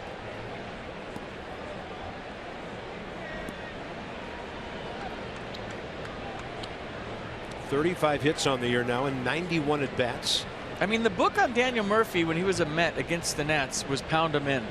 But that was when he was off the plate. Now he's standing right on top of it, and he's daring you to come in there. And the teams keep trying the old book on Murphy. But he's so much quicker in there, and he's looking in there, and he always talks about getting his pitch and getting off his A swing. It's just a different story.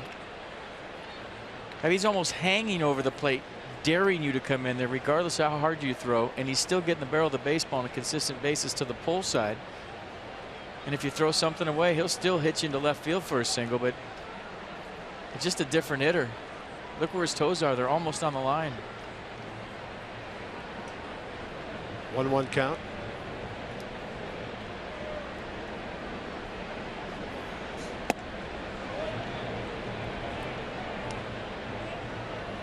Zim hit speed. What do you got? Yeah, 104. Ball was roasted. That was a burnt end.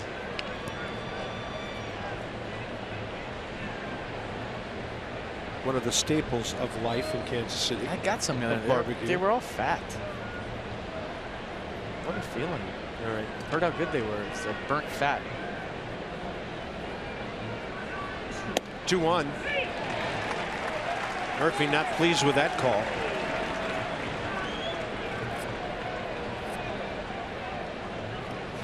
I love when he gets the answer and he still disagrees with it. I mean, he said, you know, is that as far out as we're going? You know, is that a borderline strike? Okay, yeah. I mean, yeah. Yeah, Murph, it is. Yeah. He's having too good of a year for that to be called a strike. He's so polite. 2-2. Nobody out. That's way inside. Nats box. 1 out first inning. Rendon deep. The other run. Murphy 2 outs in the 4th. In between there was a Taylor base hit. Back-to-back hits Ramos and Espinoza. But the Nats couldn't convert. Bases loaded last inning. And then Ryan Zimmerman leading off. He's 3 for 7 in the series with that base hit a few moments ago. Zimmerman running. And Murphy will fly it to left. Alex Gordon has it. Zimmerman back to first. 1 out. Jason Worth, the DH, is next. Yeah, Ryan's a guy that's stealth. If you don't pay attention to him and you start being real deliberate to the plate, getting up into the 1.5 or 1.6s to home. He'll take a base on you. He had a great jump there, but Murphy had to protect.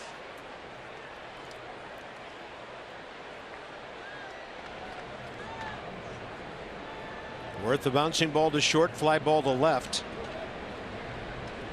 Royals give him left center.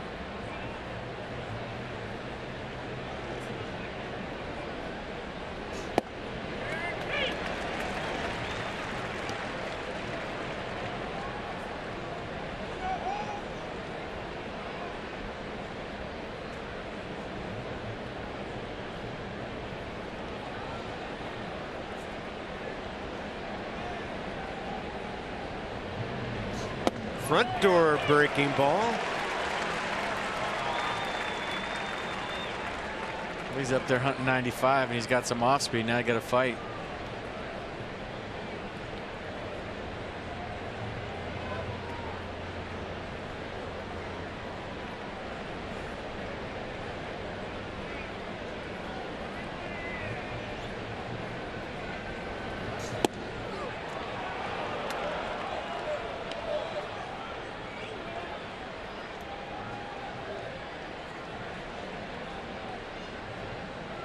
First career at bat against Luke Hochevar. See, that's where I think interleague play is real hard, Carp, because you're just going on ability right here. You can read all the scouting reports you want, but when you're playing in your league or even in your division, you've faced the guy on the mound a number of times. You know, with 2 strikes, he likes to do this to me, or he always does this to me. You know where his release point is, how his stuff plays, and then you get to interleague play and you get into the bullpens.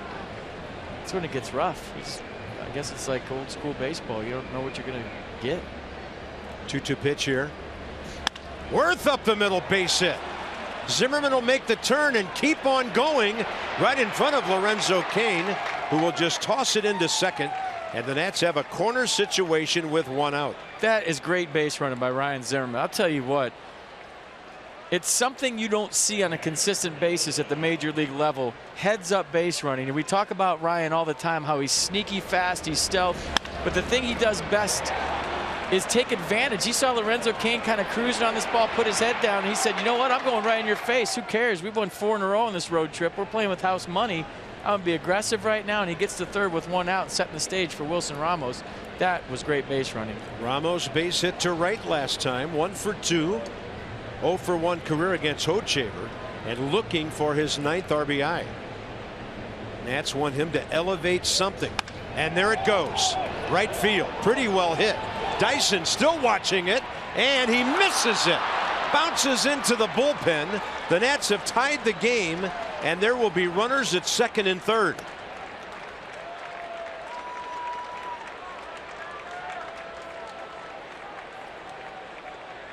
Big knock for the Buffalo. Welcome back, Wilson Ramos, tying this game at 3.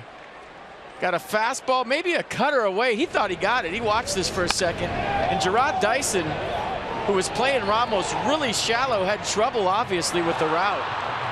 And that ball tailed back, had some inside out to it.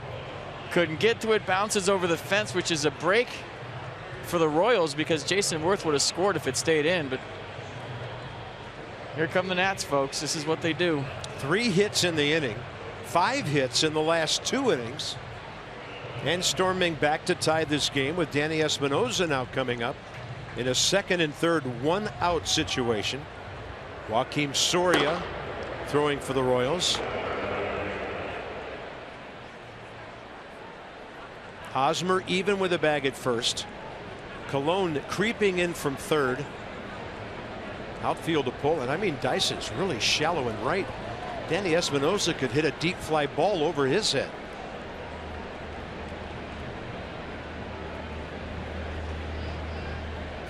Breaking ball stays way outside. 3-8-0 Washington, 3-4-0 Kansas City. Wilson Ramos RBI number 9.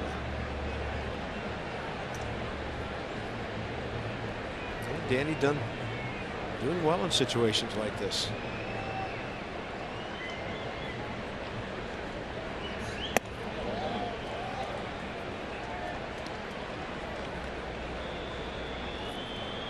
Well, guy misses with 2 breaking balls badly. Under the chances Ned Yost, right-hander, tries to get a strike with a heater right here.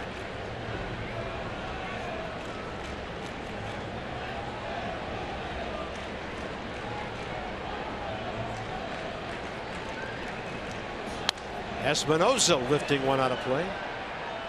Yeah, it's so excited about Ryan Zimmerman being aggressive first to third. I forgot to give Jason Worth love on putting the ball in play with 2 strikes against a guy that's nasty that he's never faced before. Yeah. Great piece of hitting by Worth. Just, you know, when you're winning, Carp, you're not afraid to make mistakes on the bases. You're playing with house money. You're aggressive. Who cares if I get thrown out right now? We're 18-7, and that's how the whole thing snowballs. You just play loose. You play free. You're not afraid to make mistakes. You play aggressive. You play fearless baseball because, hey, what do you got to lose? 2-1 pitch. Espinosa watches as Hochevar finally drops in that curveball. Now the 2-2 battle begins. Just into the 9 o'clock hour here at Kauffman Stadium, Kansas City. Second of a 3-game set. The Nats shut them out last night.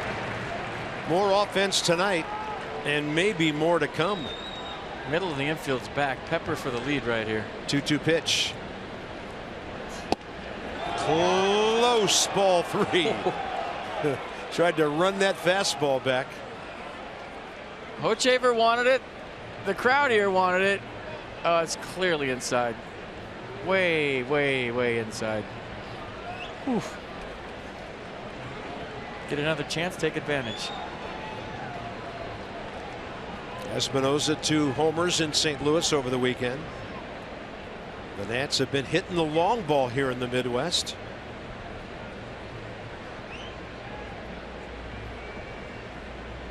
Got to take advantage of this extra pitch right here.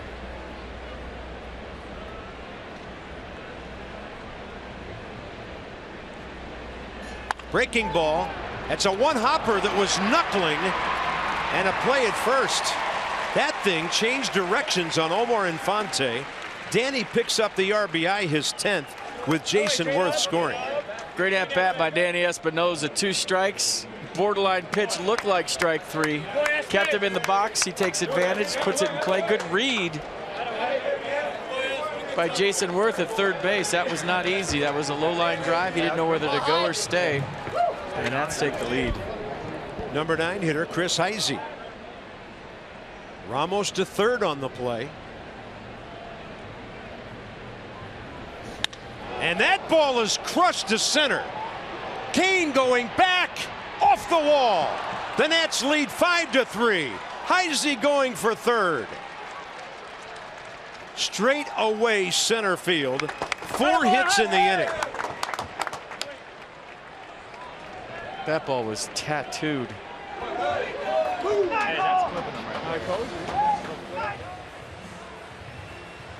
Wow, it's pretty quiet here again. I'll tell you what. I mean, there's a long way to go in this ballgame. As you look at Chris Heisey clutching up with 2 outs. That's a tough center fielder to get the ball over his head off the base of the fence. And Heisey wheeling around second. He's got some wheels. Chris Heisey, 11th career triple, a stand-up as he hit that ball off the wall 400 feet away. The point I was trying to make is the Nats have played in front of 5 full houses on this trip so far, and they have all been quiet. Yeah, and they're liking it when the opposing fans fill the place. 5-3 Washington.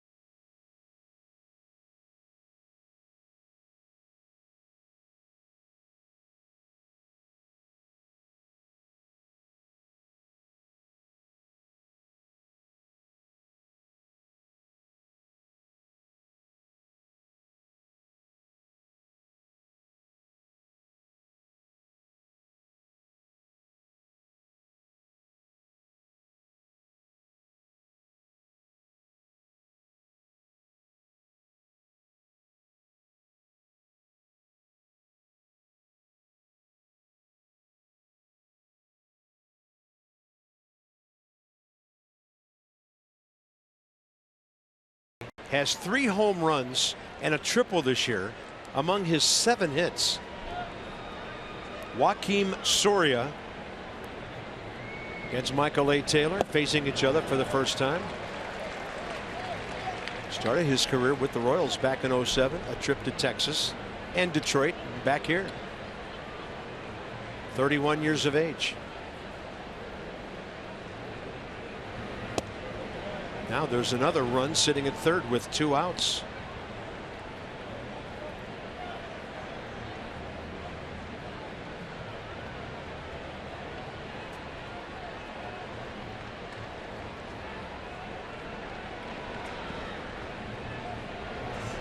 Oh, that was a hanging breaking ball. That's hit well to right.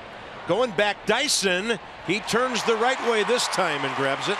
And the Nats making some serious Kauffman Stadium noise with 3 in the 6th.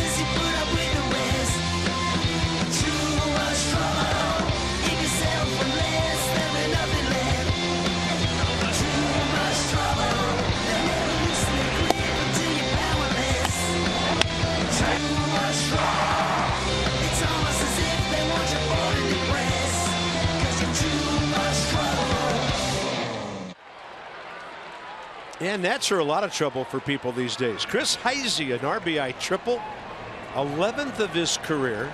Bottom 6, Tanner Roark, 65 pitches. Here's Eric Hosmer, who has the big hit of the night for the Royals, strike 1. That song was either Josie and the Pussycats or the Archies. I'm not sure. Not going to get any help from this seat on that one. There's a bunt, but Roark's there. Time with the glove, guns it, 1 out.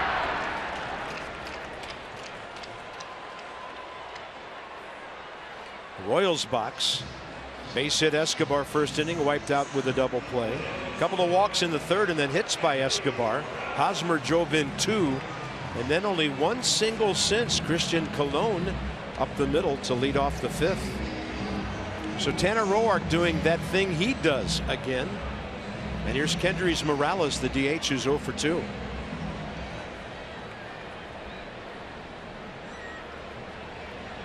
Shift on. Strike 1, tailing to the outside edge. Yeah, I really like the idea by Hosmer right there in the shift. He just didn't push it hard enough to third base. They're down by 2. He's got a power hitter at the plate. The thinking was right. He just didn't hit it hard enough. In the air to left. Heisey to his right. 2 quick outs by Tanner Roark here in the 6th inning. You know, there's times, Carp, when power hitters, you see them just bunt to get a hit. But that was thinking right by Hosmer, down by 2. And by the way, with that out, Kendrys Morales now 1 for 14 and actually 2 for 14. And the Nats controlling their cleanup hitting DH. There's Alex Gordon. He's 0 for 2. He's gone the other way twice. Ground ball. Well, actually, the ground ball to Espinosa up the middle, and then a line drive to left, second time up.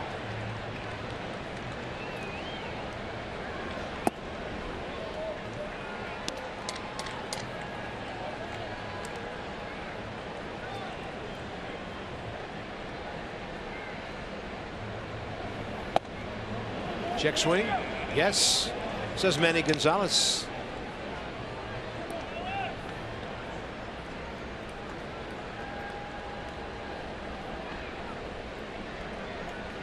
Seven pitch inning so far.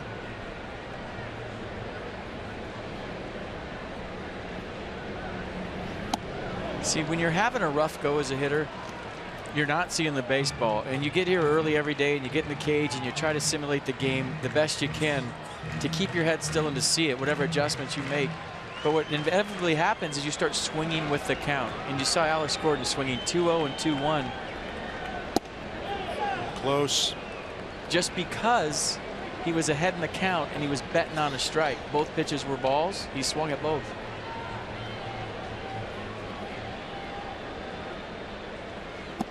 Got him with a curveball in the dirt. Tanner Roark. That's a 10-pitch, sixth inning, right after his guys gave him the lead.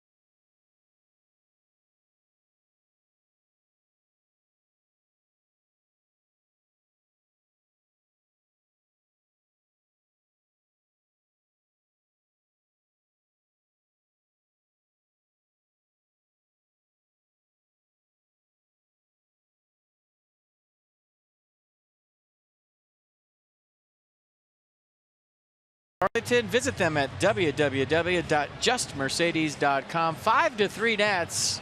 After that 3-run sixth, Anthony Rendon got the party started with his first home run of the year. Daniel Murphy ignited the ball club with a solo shot, his third, and welcome back Buffalo, 2 for 3 with a big RBI double and a run scored. Yeah, one guy feeling pretty good, the other not so. It's all about the red right now here in Kansas City. Rendon, Harper, and Zimmerman.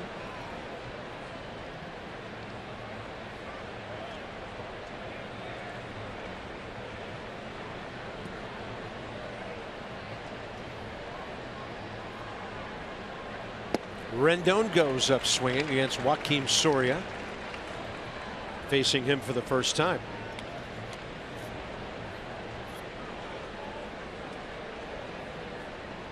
On base twice tonight, and in 10 of his last 11 games.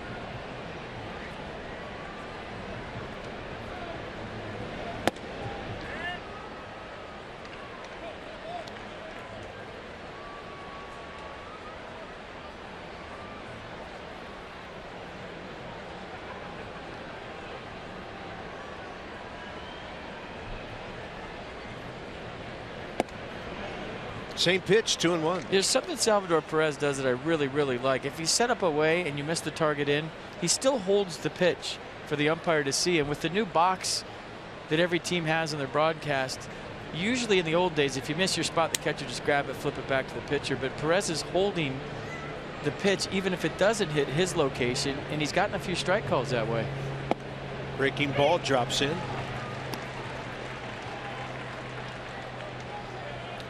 Mercedes-Benz. Off speed, 77, top of the zone.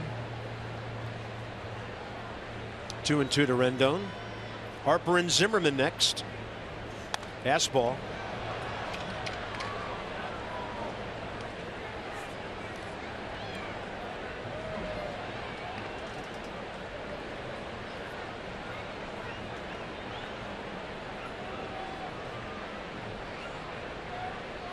Braves beat the Mets tonight 3-0 behind Matt Whistler, a one-hitter. So the Nats are 2 up on New York.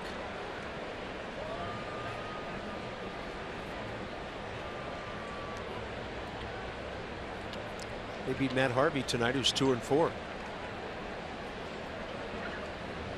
Payoff pitch. Rendon jammed and he fights it off.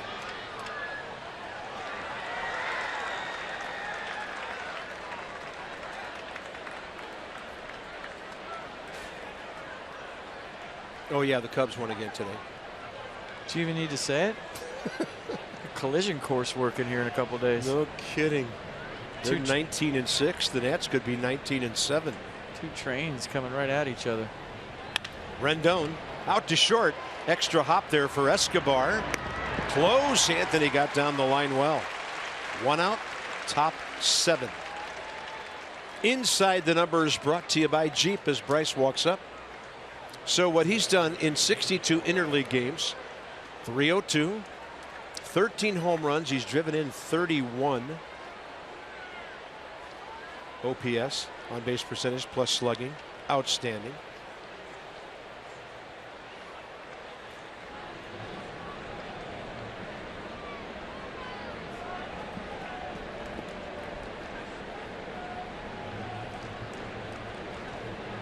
Did some damage against the Twins, of course, a week and a half ago.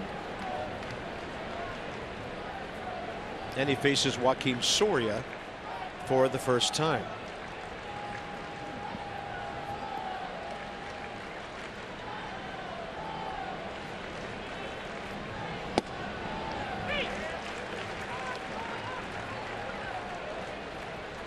Tell you what, his approach on those first 2 pitches is a lot more quiet than it was his first 3 ABs tonight. Keeping his head real still. Let's see what happens.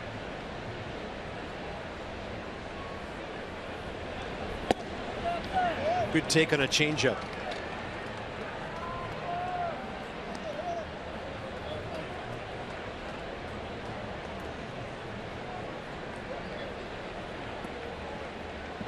Rice going without gloves here. About time for him to park one somewhere. Nats lead 5-3, top of the 7th.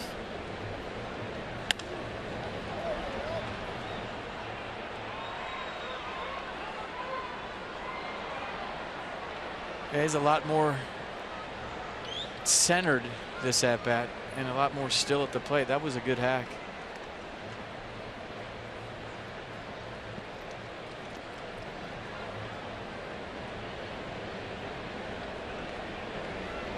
Off speed, real off speed. 71. 2 down. Darn near Ephus pitch right here, huh? 71 miles an hour pulling the string. Yeah.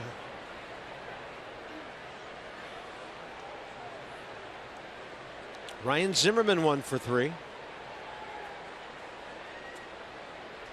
Ryan got the party going last inning with that base hit leading off. Worth, Ramos, Heisey following with hits. And just like that, the Nationals had a 3-run 6th.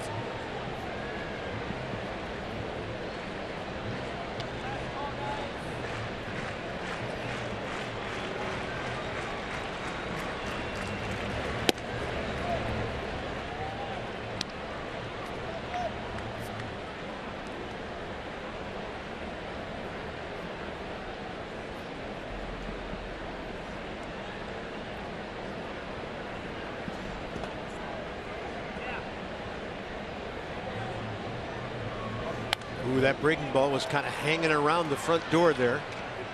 Ryan Zimmerman fouling it off to the right. Looked like Soria got away with one there.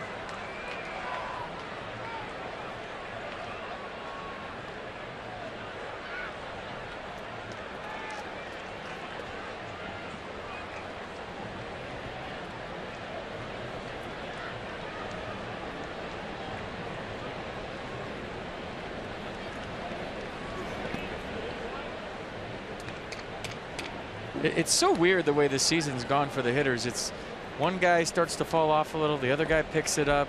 One guy starts to fade, the other guy gets hot. It's just kind of like they're picking each other up, and you could just go right down the lineup and point at certain individuals. All of a sudden, Rendon's starting to heat up. Ryan's starting to go good. Murph's been going good all year. There's a big slow breaking ball, and it is hammered to left center and off the wall. Ryan Zimmerman's going to have his third double of this series and 2 consecutive 2-hit games. He had to supply all the power on that one. Yeah, good call. He stayed back nice, kept his hands back, and even though the ball was kind of floating up there, he drills it. Look at that little hesitation. And we're all wondering, is this getting out of here? But like you said, Carp, that slow pitch, he had to supply all the pop off the top of the fence. And I'd be surprised if Daniel hits Murphy gets anything here with the base open and 2 outs. You would think not. But the guy on deck's got a hit tonight too, so we'll see. Well, Ryan Zimmerman now warming. Murphy a home run in 3 trips. Murphy has faced Soria before, 0 for 1 career. Fastball in there.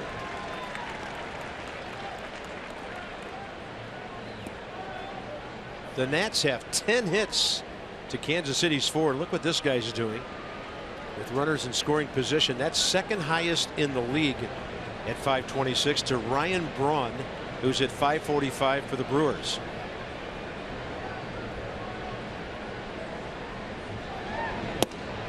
Strike 2.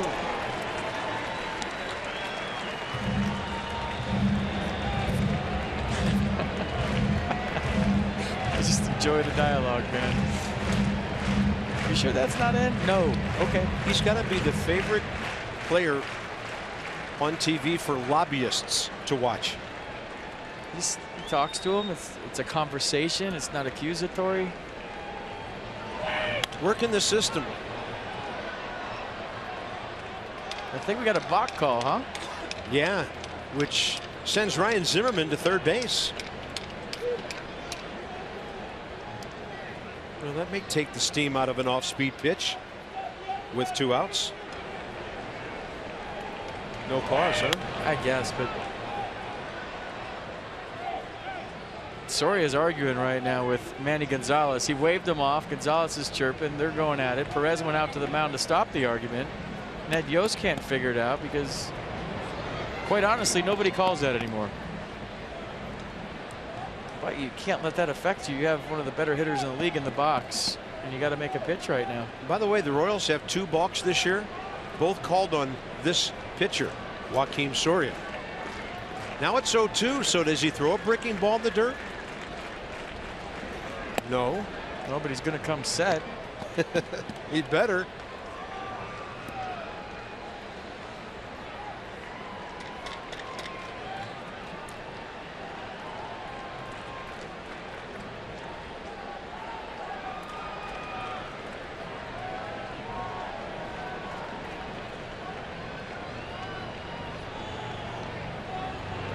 Murphy, but there's the shift.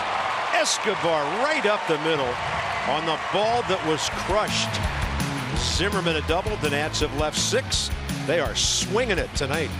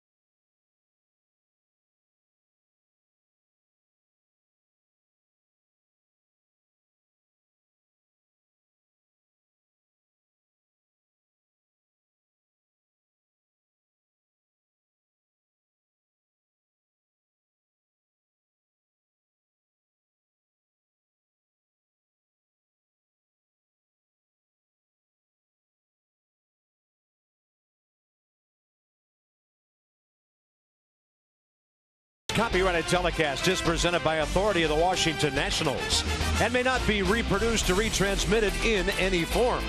And the accounts and descriptions of this game may not be disseminated without the expressed written consent of the Washington Nationals.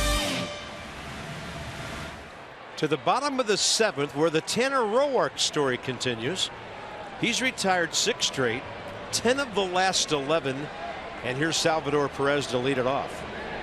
Strike one. I'll tell you what, this is zero offense to Jason Worth, who can drive in a run as good as anybody, but as hot as Daniel Murphy was, Ned Yost just played with absolute fire right there by pitching to him. Yeah, and he killed the ball.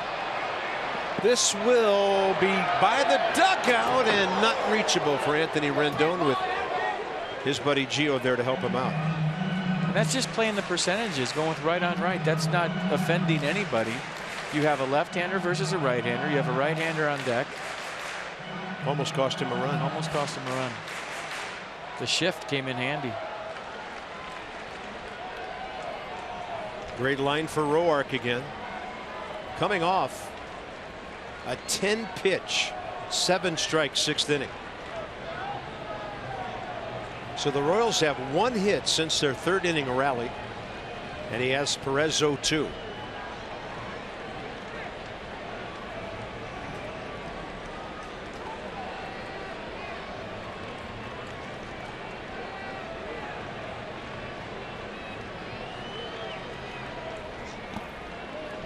He goes with a straight change.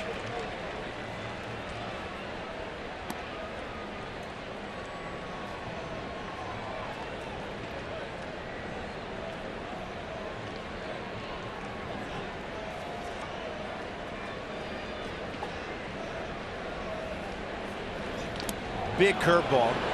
Ramos keeps it close. Perez not interested in running, and the umpire can call him out as soon as he leaves the premises. 1 out. Tanner Roark, 3rd K. How about the chance to see the Nats tomorrow? Potomac Nationals will be back in town Thursday through the 8th. Kids run the bases on Friday. Fireworks Saturday. A salute to moms on Sunday. PotomacNationals.com. Down there at the Fitz for all your ticket and promotion information. Single A baseball, a lot of fun. Omar Infante, 0 for 1, a walk and a run scored.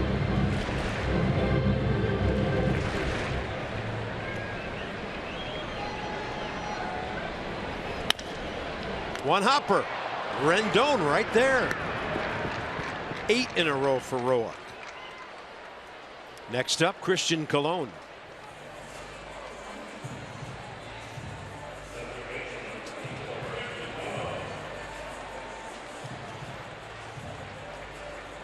Tells you a lot about Tanner Roark, battling back from a tough inning tonight. When he had some borderline pitches not go his way, gave up some hits. His guys got the runs back for him, and now he's acting like a front runner. He's had one tough inning in his last 21. It's pretty good. I think he'll take that ratio the rest of the year. Pumping strikes.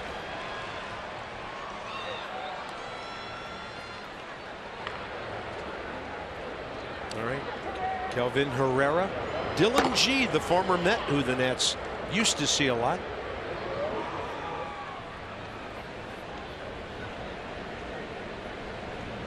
0-2 pitch. Right at him for another quick inning. Unofficially, 9 pitches that inning, and Tanner Roark has struck out 3 of the last 4.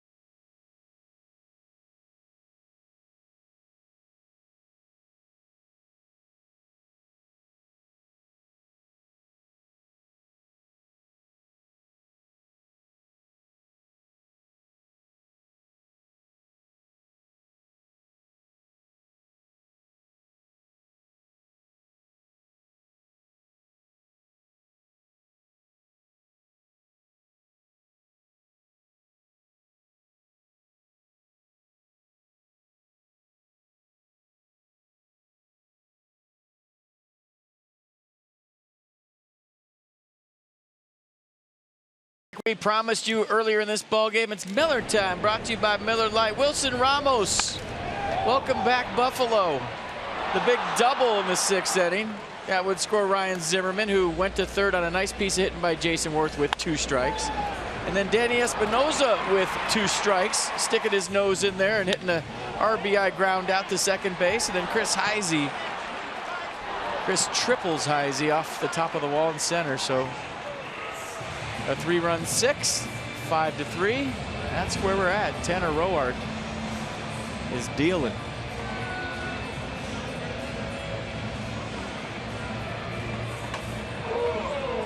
"84 pitches, 53 strikes, 7 innings for Tanner Roark." Here's Dylan G, longtime Met. Longtime Nat killer. Yeah. I'm surprised Ned Yost didn't decide to start him tonight. 30 years of age, his entire career up till this year with the Mets. Signed him as a free agent. 5th appearance, a 1.46 ERA. Jason Worth is 11 for 39 against him. Won't see Zimmerman this inning. 9 for 38. So there are some Nats with serious history against this guy. And Worth cranks one to left center. Kane watching that one. See you later. The Nats are on top 6-3 as they have pulled out the heavy artillery in Kansas City tonight. 4th home run is a DH.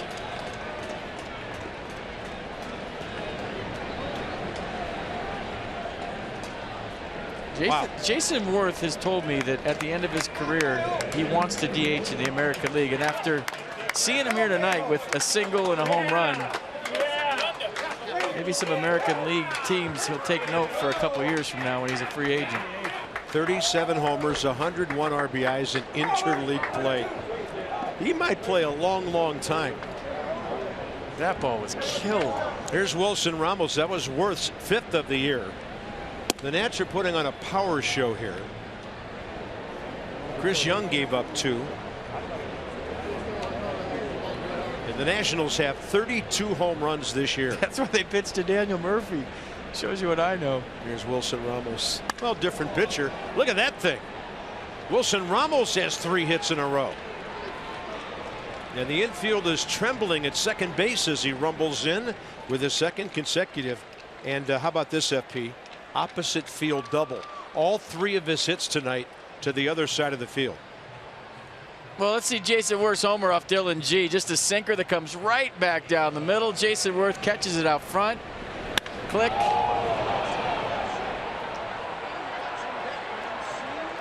I mean, we can't keep track. We got a double coming too. We can't keep track. Offense is cool. Let's just watch. 12 hits, 6 runs. Guys running all over the campsite tonight. Danny Espinosa 4 for 18 against Dylan G. Yeah, so while G was good against the Nats as a starter all those years, there's no mystery here in terms of what the hitters know about him. Probably sharing some of that. And of course, Murphy was his teammate.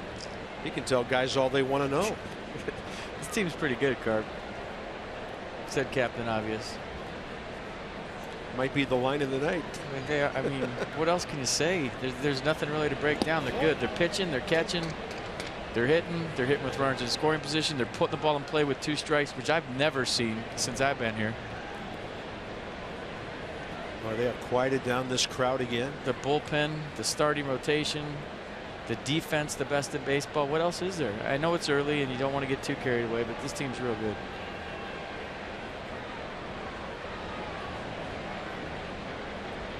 One pitch. Espinosa takes one low.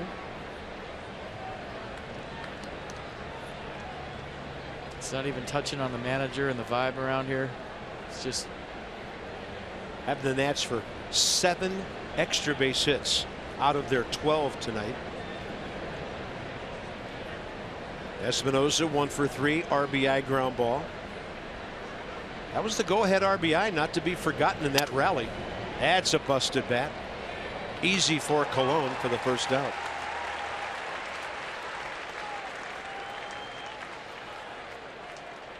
Come out to the ballpark on Play Ball Weekend, May 14th and 15th. Nats celebrate all forms of youth baseball and softball. For more information on Play Ball Weekend activities and to get your tickets, visit nationals.com/tickets. They're playing ball. They are. Here's Chris Heisey, who's 2 for 2 against Dylan G with a home run. He's hit one of the longest balls of the night, and it stayed in the yard. That RBI triple 2 innings ago.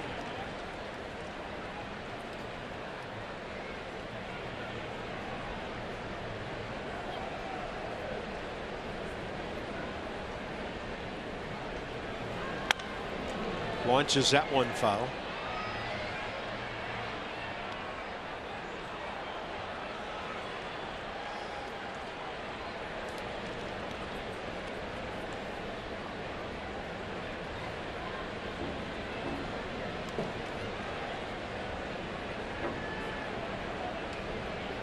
Oh, 2. Good take. The bench has contributed. Well, here's a great example we're looking at. Dusty uses all of his guys. Look what Heisey's giving him right now. Couldn't stop. 2 outs.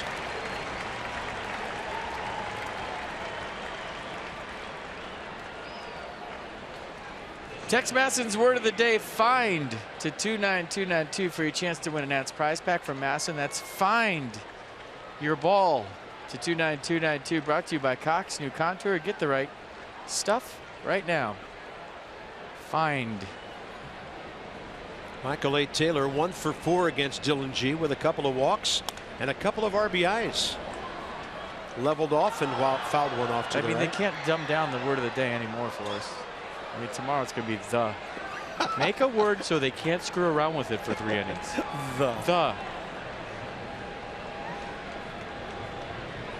It's a simple game. Try to keep it that way. 0-2. It.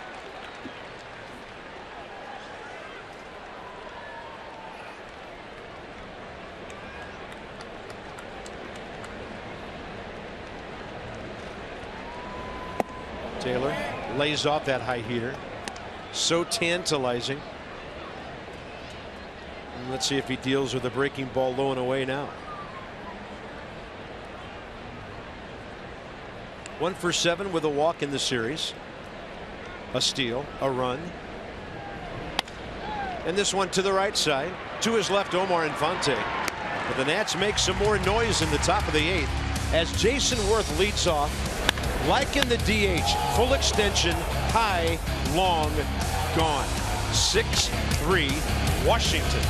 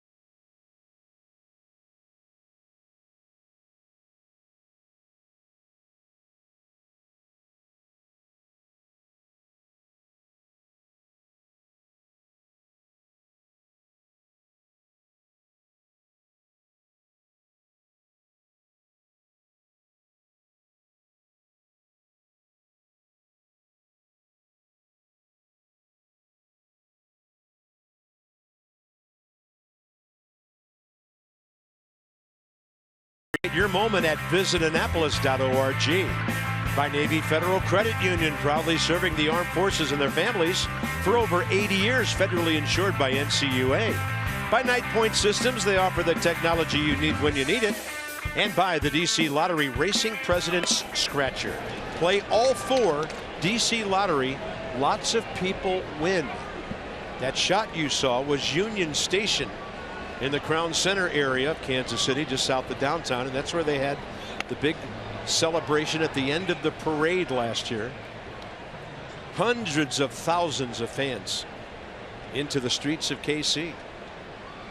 Huge inning for Tanner Roark. Dyson, Escobar, Kane do up by 3. You don't want to let this crowd get into it. Yeah, 3 speed guys.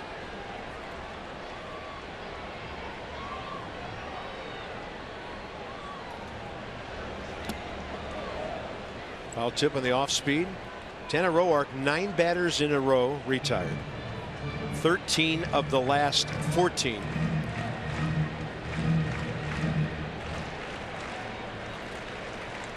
In a 1-2 pitch. He's got another one.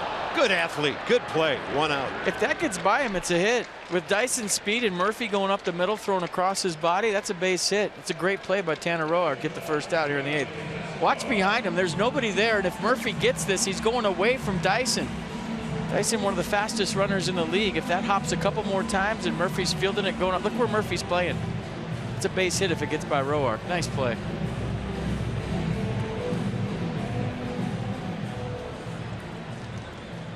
Just a good athlete, period.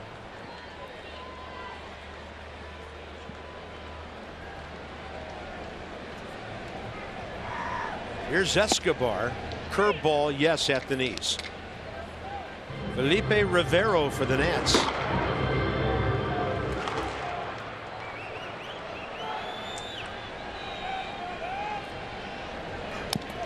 Foul tip.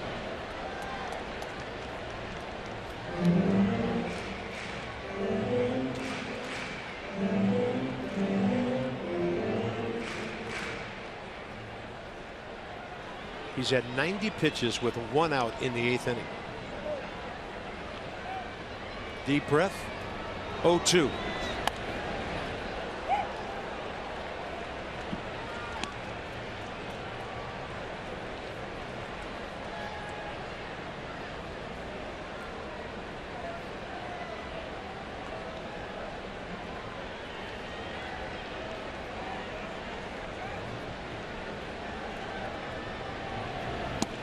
And looking to paint.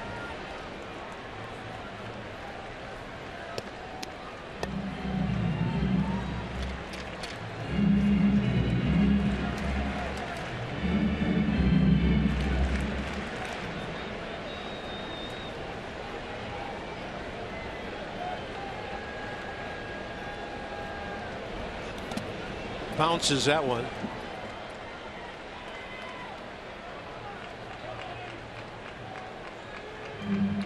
I'll tell you what, ever since Kendrys Morales hit that ball to Michael A. Taylor in center field to end the 3rd, which was an inning that it could have gone either way, really bowed up after the base hit to Eric Hosmer. And it wasn't a bad pitch. He missed his spot by an inch, and that's the difference against a good hitter. It's been just relaxed. He's slowed things down. He's hit his spots with all of his pitches. There's a base hit. Escobar, good job of staying on it. First Royals hit since Cologne leading off the 5th inning. Breaks a string of 10 straight. And you would think with Lorenzo Cain up that this might be Tanner's last hitter with Hosmer and Morales due up and Felipe Rivero hot.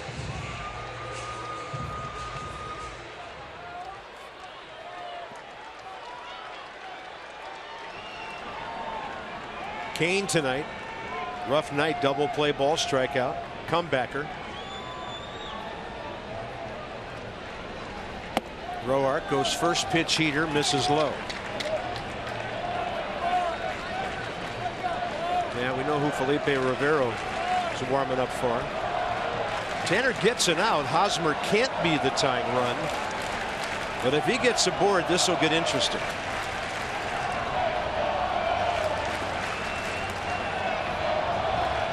0-2.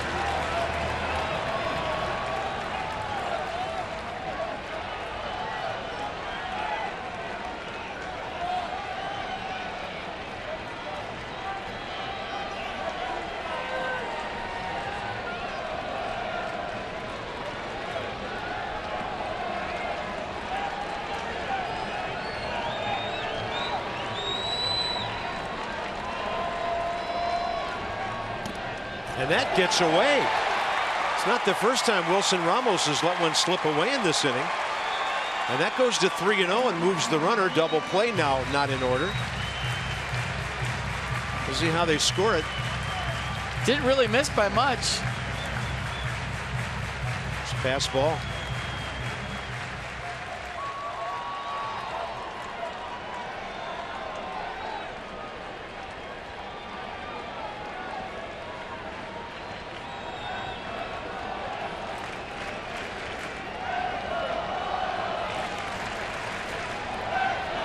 Throws one in there, 3-1.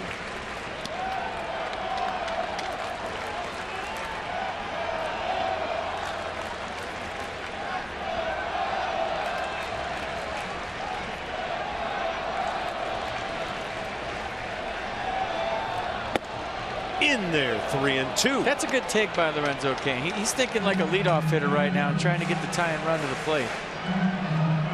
Taking all the way right there, and he thinks he's going to get the same pitch 3-2 that he got 3-1.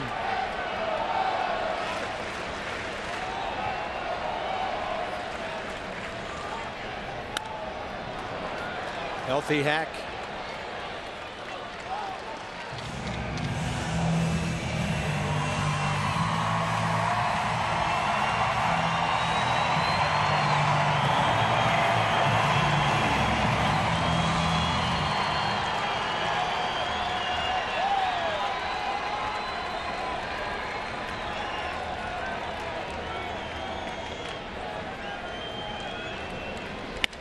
Jammed him.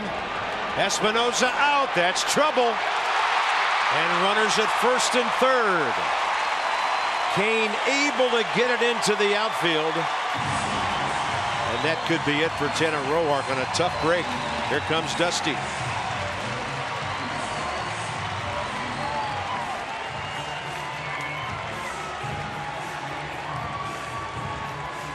Tanner Roark pitches one out into the 8th inning. Gives up a soft liner over the head of Murphy, a bloop over the head of Espinosa, and Eric Hosmer waiting. Another great outing from Tanner Roark. Gave up 3 in the 3rd, settled down big time and bowed his neck.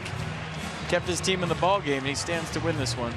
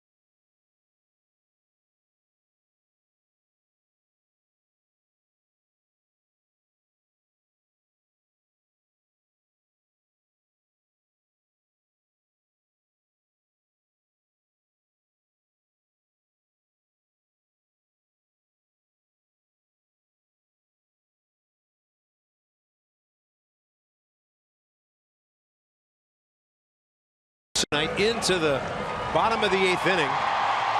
His longest outing of the year so far. And when this one's over, Johnny Holliday and Ray Knight have Nats extra post game. It's presented by WB Mason. No history between the Royals, of course, and Felipe Rivero. So he and Hosmer hook up here for a dandy lefty-lefty affair. A fastball slider change. Hosmer will just see fastball slider from Felipe Rivero. Fastball in the mid to upper 90s. And here we go. Hosmer 1 for 3 tonight. Line drive to center. 2-run single. Nats will gladly trade an out for a run here. And it's out of play with Hosmer in swing mode. He does not get cheated.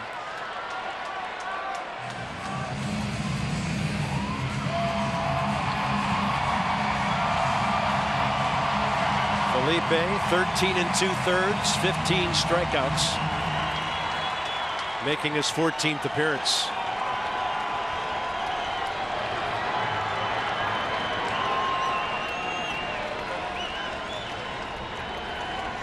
Breaking ball up the middle. Espinosa to the bag and a throw. Safe at first. Hosmer slides in and the Royals get a run, but the Nats get a big out.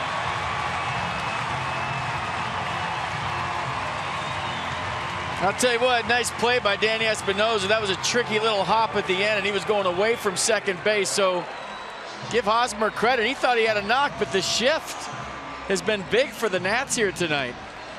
It saved a couple of base hits. And Danny Espinosa putting the brakes on, trying to throw all in one motion. Good scoop by Ryan Zimmerman. And aren't they going to look at it? Felipe Rivero off the mound, and I thought he was safe. Hosmer, 3rd RBI of the night. Kendrys Morales is the hitter. I'll tell you what, I love the way Eric Hosmer plays. He competes.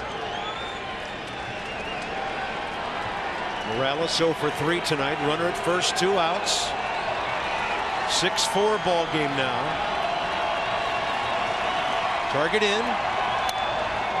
Pretty good rip.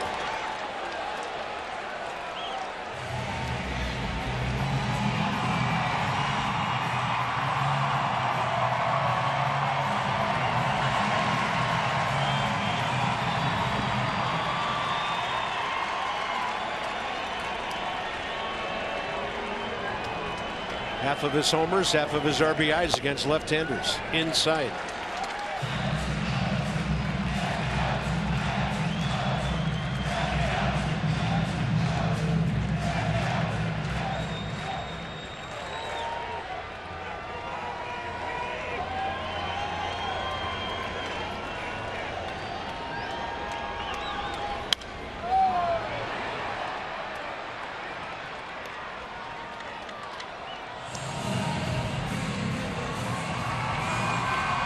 Been a good ball game.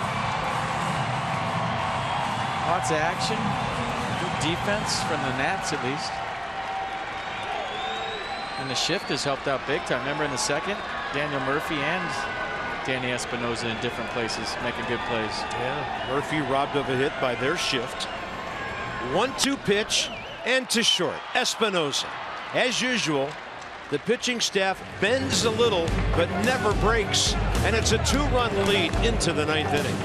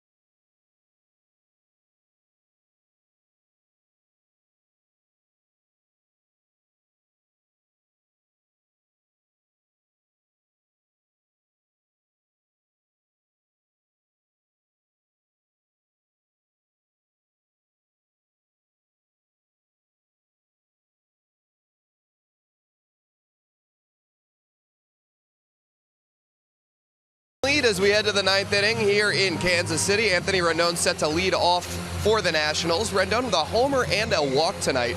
And both Dusty Baker and hitting coach Rick Hsu saying in the last couple days that they feel like Rendon has maybe the worst luck in all of Major League Baseball, that his numbers this year really don't reflect how well he's been hitting the ball, and the numbers back that up. Rendon is among the top 50 in the majors in average exit velocity. It shows that he's hitting the ball hard, but he had just 5 extra base hits and no homers entering today.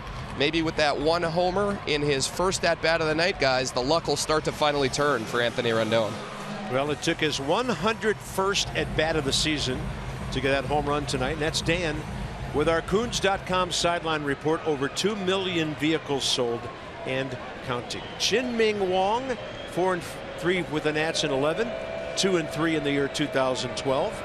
And here he is throwing just a little bit harder than he was when he was in a Washington uniform. He was out of the major leagues in 2014 and 15.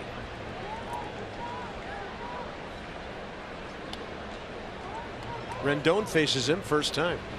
Well, getting back to what Dan said about Rendon, he's been hitting the ball hard. He's had some bad luck, but when you play a season where you're compensating for this, compensating for that, missing time here, missing time there, it takes you a while to find your 2014 groove that you had, because you're trying to do so many things to make up for a pulled quad, an oblique, everything he had going on last year. So, yeah, he had all spring training. He's had April, but it's not a video game. You develop bad habits by compensating for injuries throughout the course of a full season. So to get rid of those bad habits and to be 100% healthy again is going to take a minute.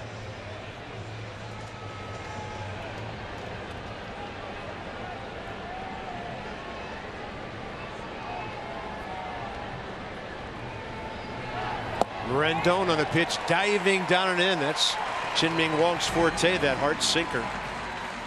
1 out. 9th inning, Harper and Zimmerman the next 2. Yusmeiro Petit and Jonathan Papelbon. Petit, if the Nats score some more runs, and it's not a save opportunity. Harper facing Wang for the first time. Bryce tonight 0 for 4. In the series 1 for 8.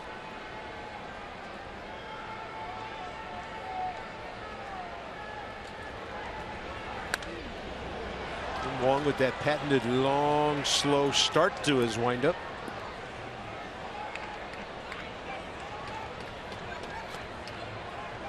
Interesting to note that the Nationals' 7 extra base hits tonight tie a season high. Also done April 15th against the Phillies and April 19th against the Marlins.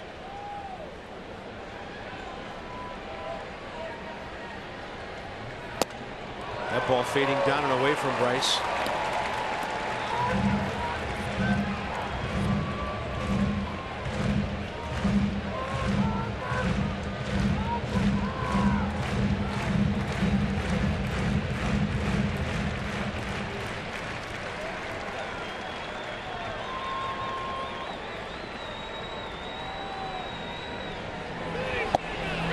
Right down the middle. And Bryce Harper is really scuffling. Will the Nats be going for a sweep tomorrow? 2 o'clock game. That's Chris Medlin, the former Brave. 3-3 career against the Nationals. Steven Strasburg is 4-0 with a .225, and he is pitching some of the best baseball of his career right now.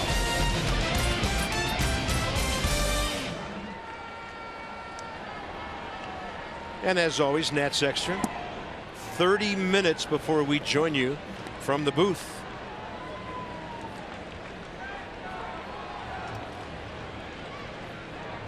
Ryan Zimmerman, 2 for 7 career with a homer, 2 RBIs against Chien-Ming Wang, and that home run was a memorable one, a walk-off against Wang and the Yankees back in '06.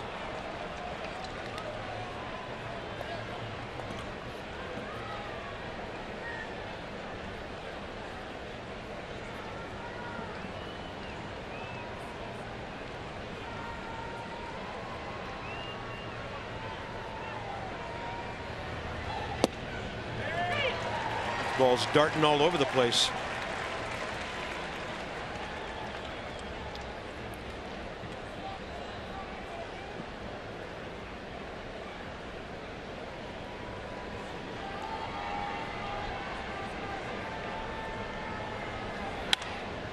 High fly going foul. Healthy hack down near the right field pole. 10 o'clock here in Kansas City. It took 3 hours and 9 minutes for a 2-0 game last night. Tonight it's 6-4 Nats with 18 hits, 12 of them belonging to the home team. Both clubs have played errorless ball in this series. Two best defensive teams in baseball in terms of fewest errors. A couple misplays by the Royals outfielders in this series so far. There have been, and at pretty bad times for them. High chopper to short. Escobar waiting, and Chien-Ming Wong gets a 1-2-3 against his old ball club. We're expecting Papelbon to start the ninth.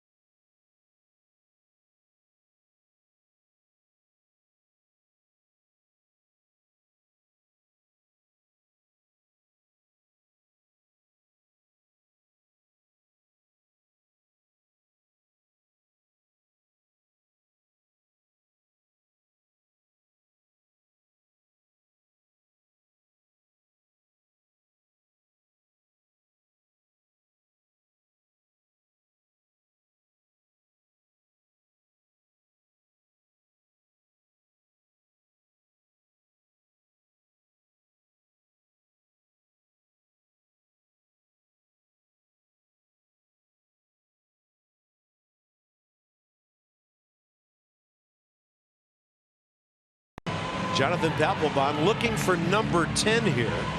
Last night he saved the ball game with a strikeout in a 1-2-3 ninth. So here he goes again. Last night's save tied him with Troy Percival for 10th on the all-time list. Rivero, Hoffman, Smith, Franco, Wagner, Rodriguez, Eckersley, Nathan, Reardon, and Papelbon. Good names on that list, man.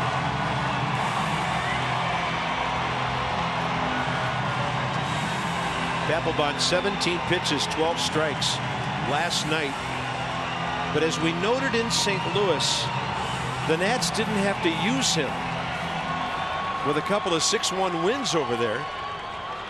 And so he came to Kansas City pretty fresh.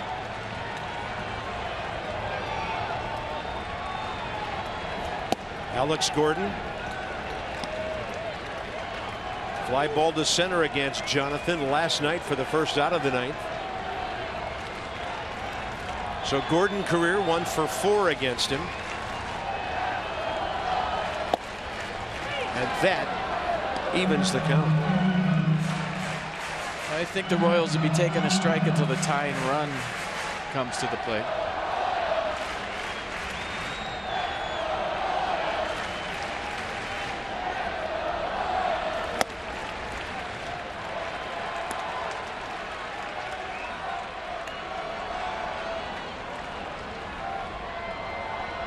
So the teams traded runs in the 8th. Run the Royals got big because all they need is one base runner for that tying run. Papelbon lets up and misses outside, 3-1.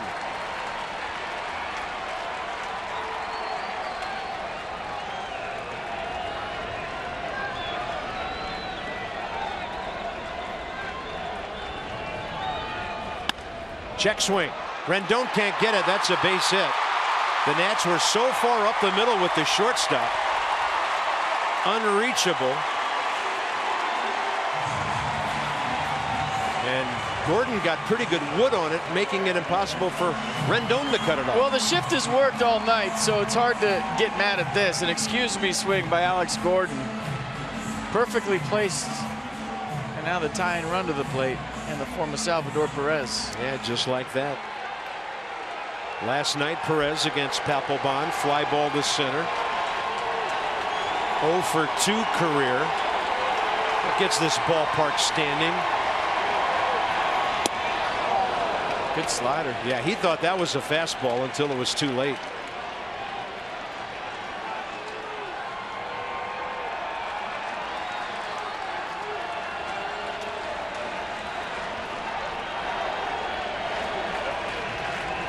Perez, 2 homers, 5 RBIs.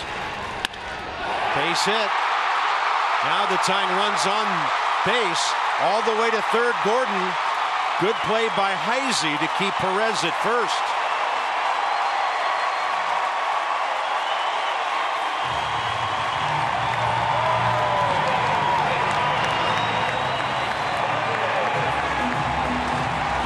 Great play by Heisey to keep Perez at first, and now one of the burners is going to come out of the Royals dugout. A pinch run for Perez.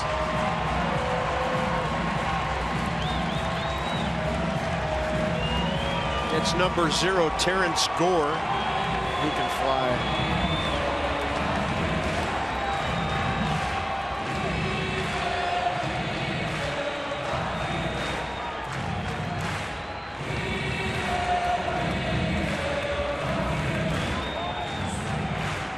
Next batter, Omar Infante. 3 for 7 career with an RBI against Jonathan Papelbon.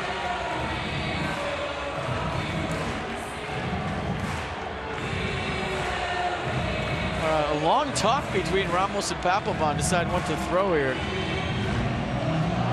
I mean, but you got to play the whole keep Gore close at first base game too. Yeah, he's 1 for 1 stealing.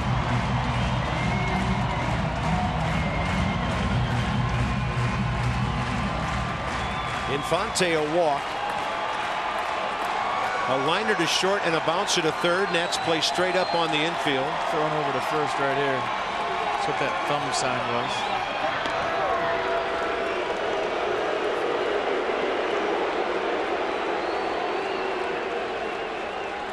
Right now the runner at third means nothing.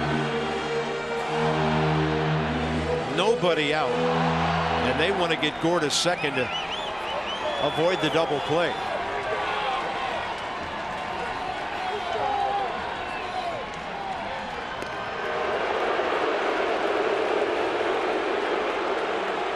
I mean, all you're doing right here is trying to buy some time to keep him there for one pitch, and you're hoping that Infante hits the ball on the ground. 6-4 game, bottom of the ninth.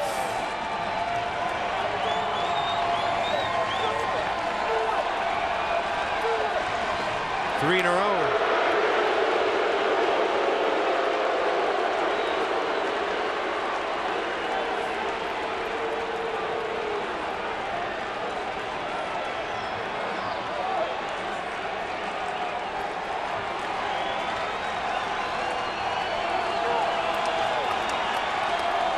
There he goes.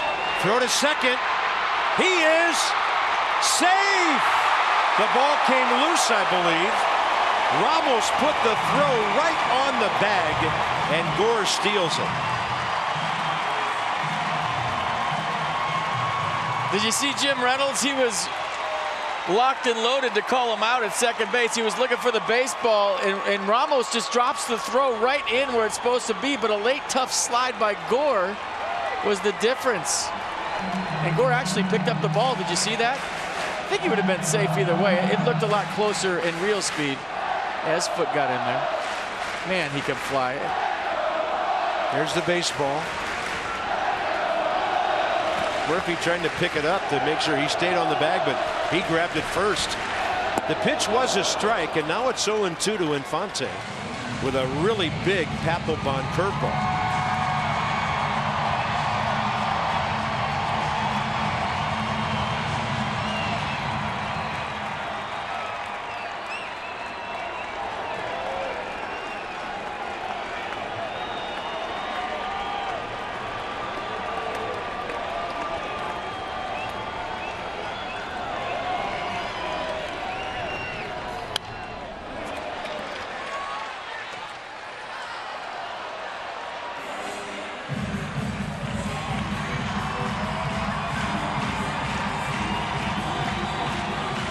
Well, if you want to look at the arsenal from Papelbon tonight, the slider's been his best pitch. It's the best slider he's featured yet. And he got a couple of swing throughs on it already. Let's see if he goes to it here in an 0-2 count. Usually he goes to the split, but the slider's been better. He did.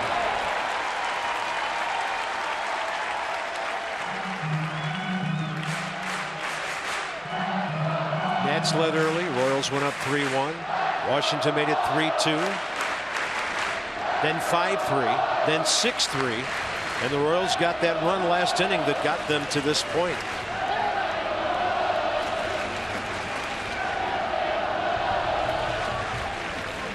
One, two, and a Tapper foul.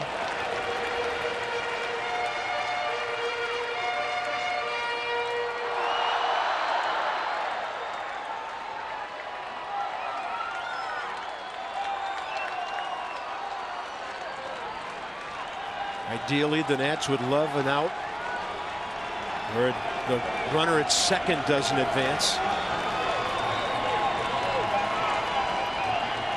Another 1-2 pitch. Swing and a miss on a fastball upstairs for the first out. Going to climb the ladder with the heater right here, so a big first out. And I don't think Infante was trying to move the runner. He was just trying to put it in play, because you got a guy in Gore on second base that even if he didn't move him would have stole third or tried to. And as soon as that strikeout occurred, you heard the moose, because Mike Moustakas has just come out of the dugout.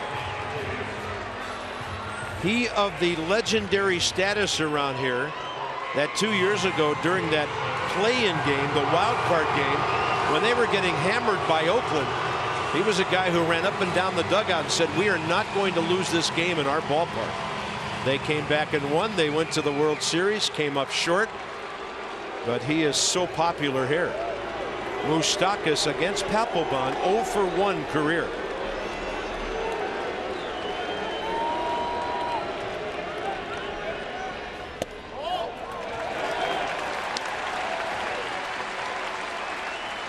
Big time shift on once again. Espinosa right behind Papelbon. Murphy on the outfield grass.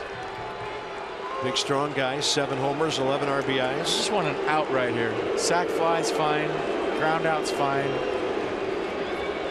Just an out. Papelbon got some giddy up on that fastball up tonight. Well, we talked about it last night. It's the first time we, with our vantage point here, can see the deception from Papelbon. How he crossfires, hides the baseball, throws across his body. Hard to see that from up high, but you can really see it here down low.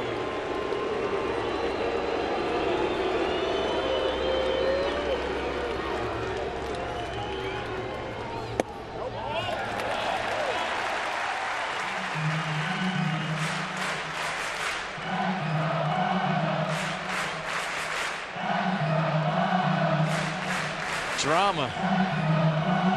Big time drama. Great stuff in interleague play.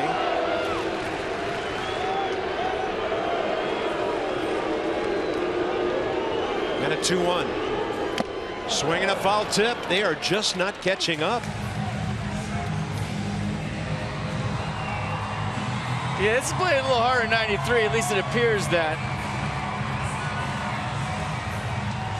And I think you climb the ladder right here, huh? Try throwing a little bit higher. Yeah, he's an aggressive hitter. Right around the Royals, maybe above the letters. Higher than high. See if he'll chase.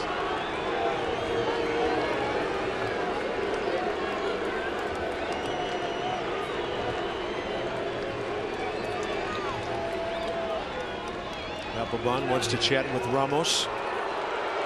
From moose to booze. He can't see. Did you see him say that? Can't see the sign, so they're talking it over.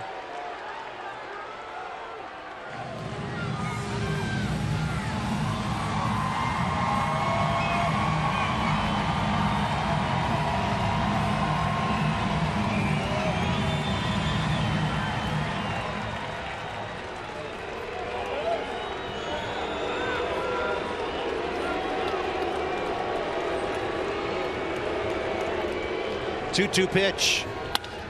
Up the middle, and this game is tied.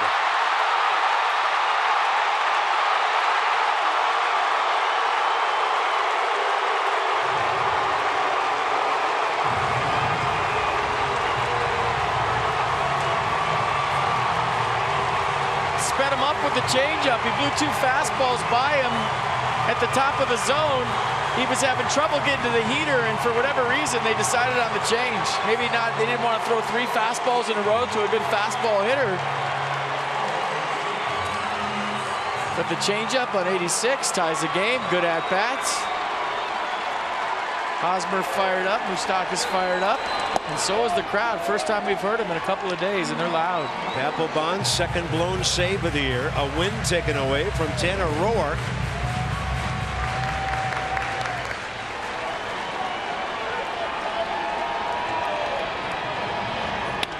And a ball hit to left off the bat of Dyson. Chris Heisey right there. 2 outs. Escobar is next.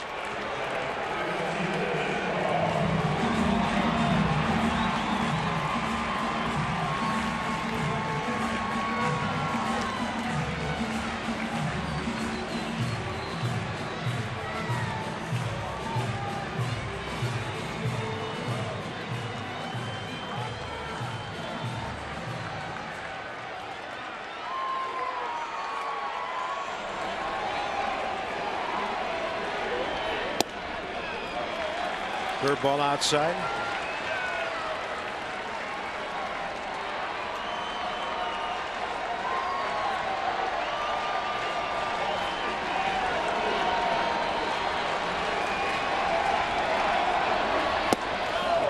See, that pitch, every Royal hitter in this inning has had trouble catching up to the Papelbon fastball up.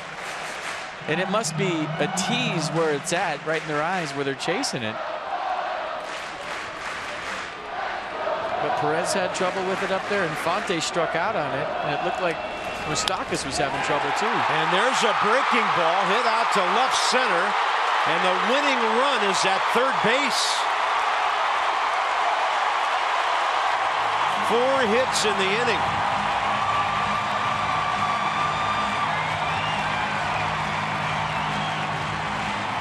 With Lorenzo Cain coming in and Mike Maddox to the mound.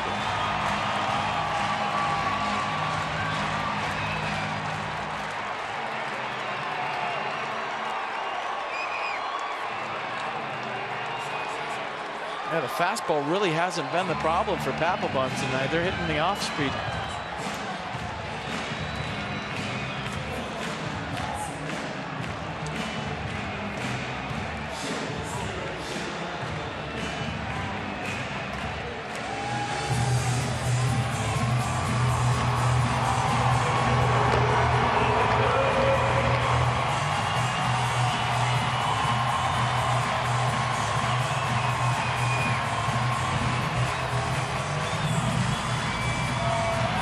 Lorenzo Cain, a base hit last time.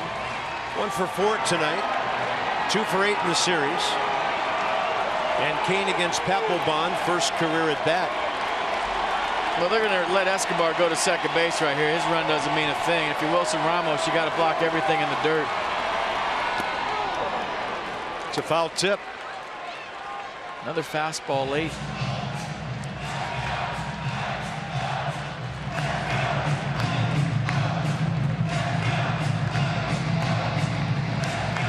Brilliant performance by Tanner Roark.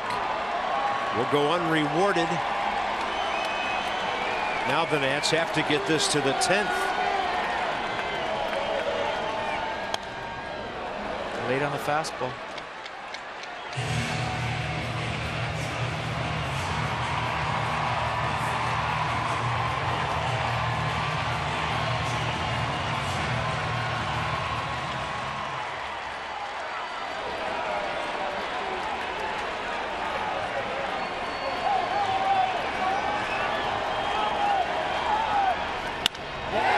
To left center.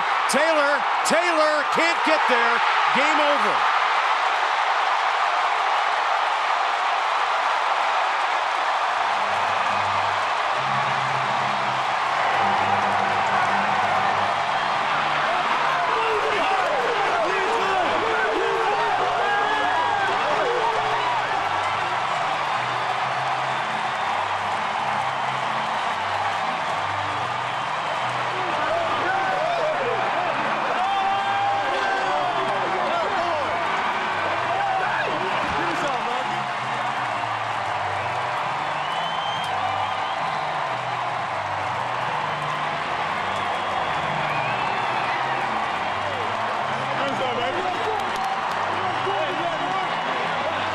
Kansas City Royals probably thinking they just got a jump start out of a streak where they had lost 6 out of 7. 5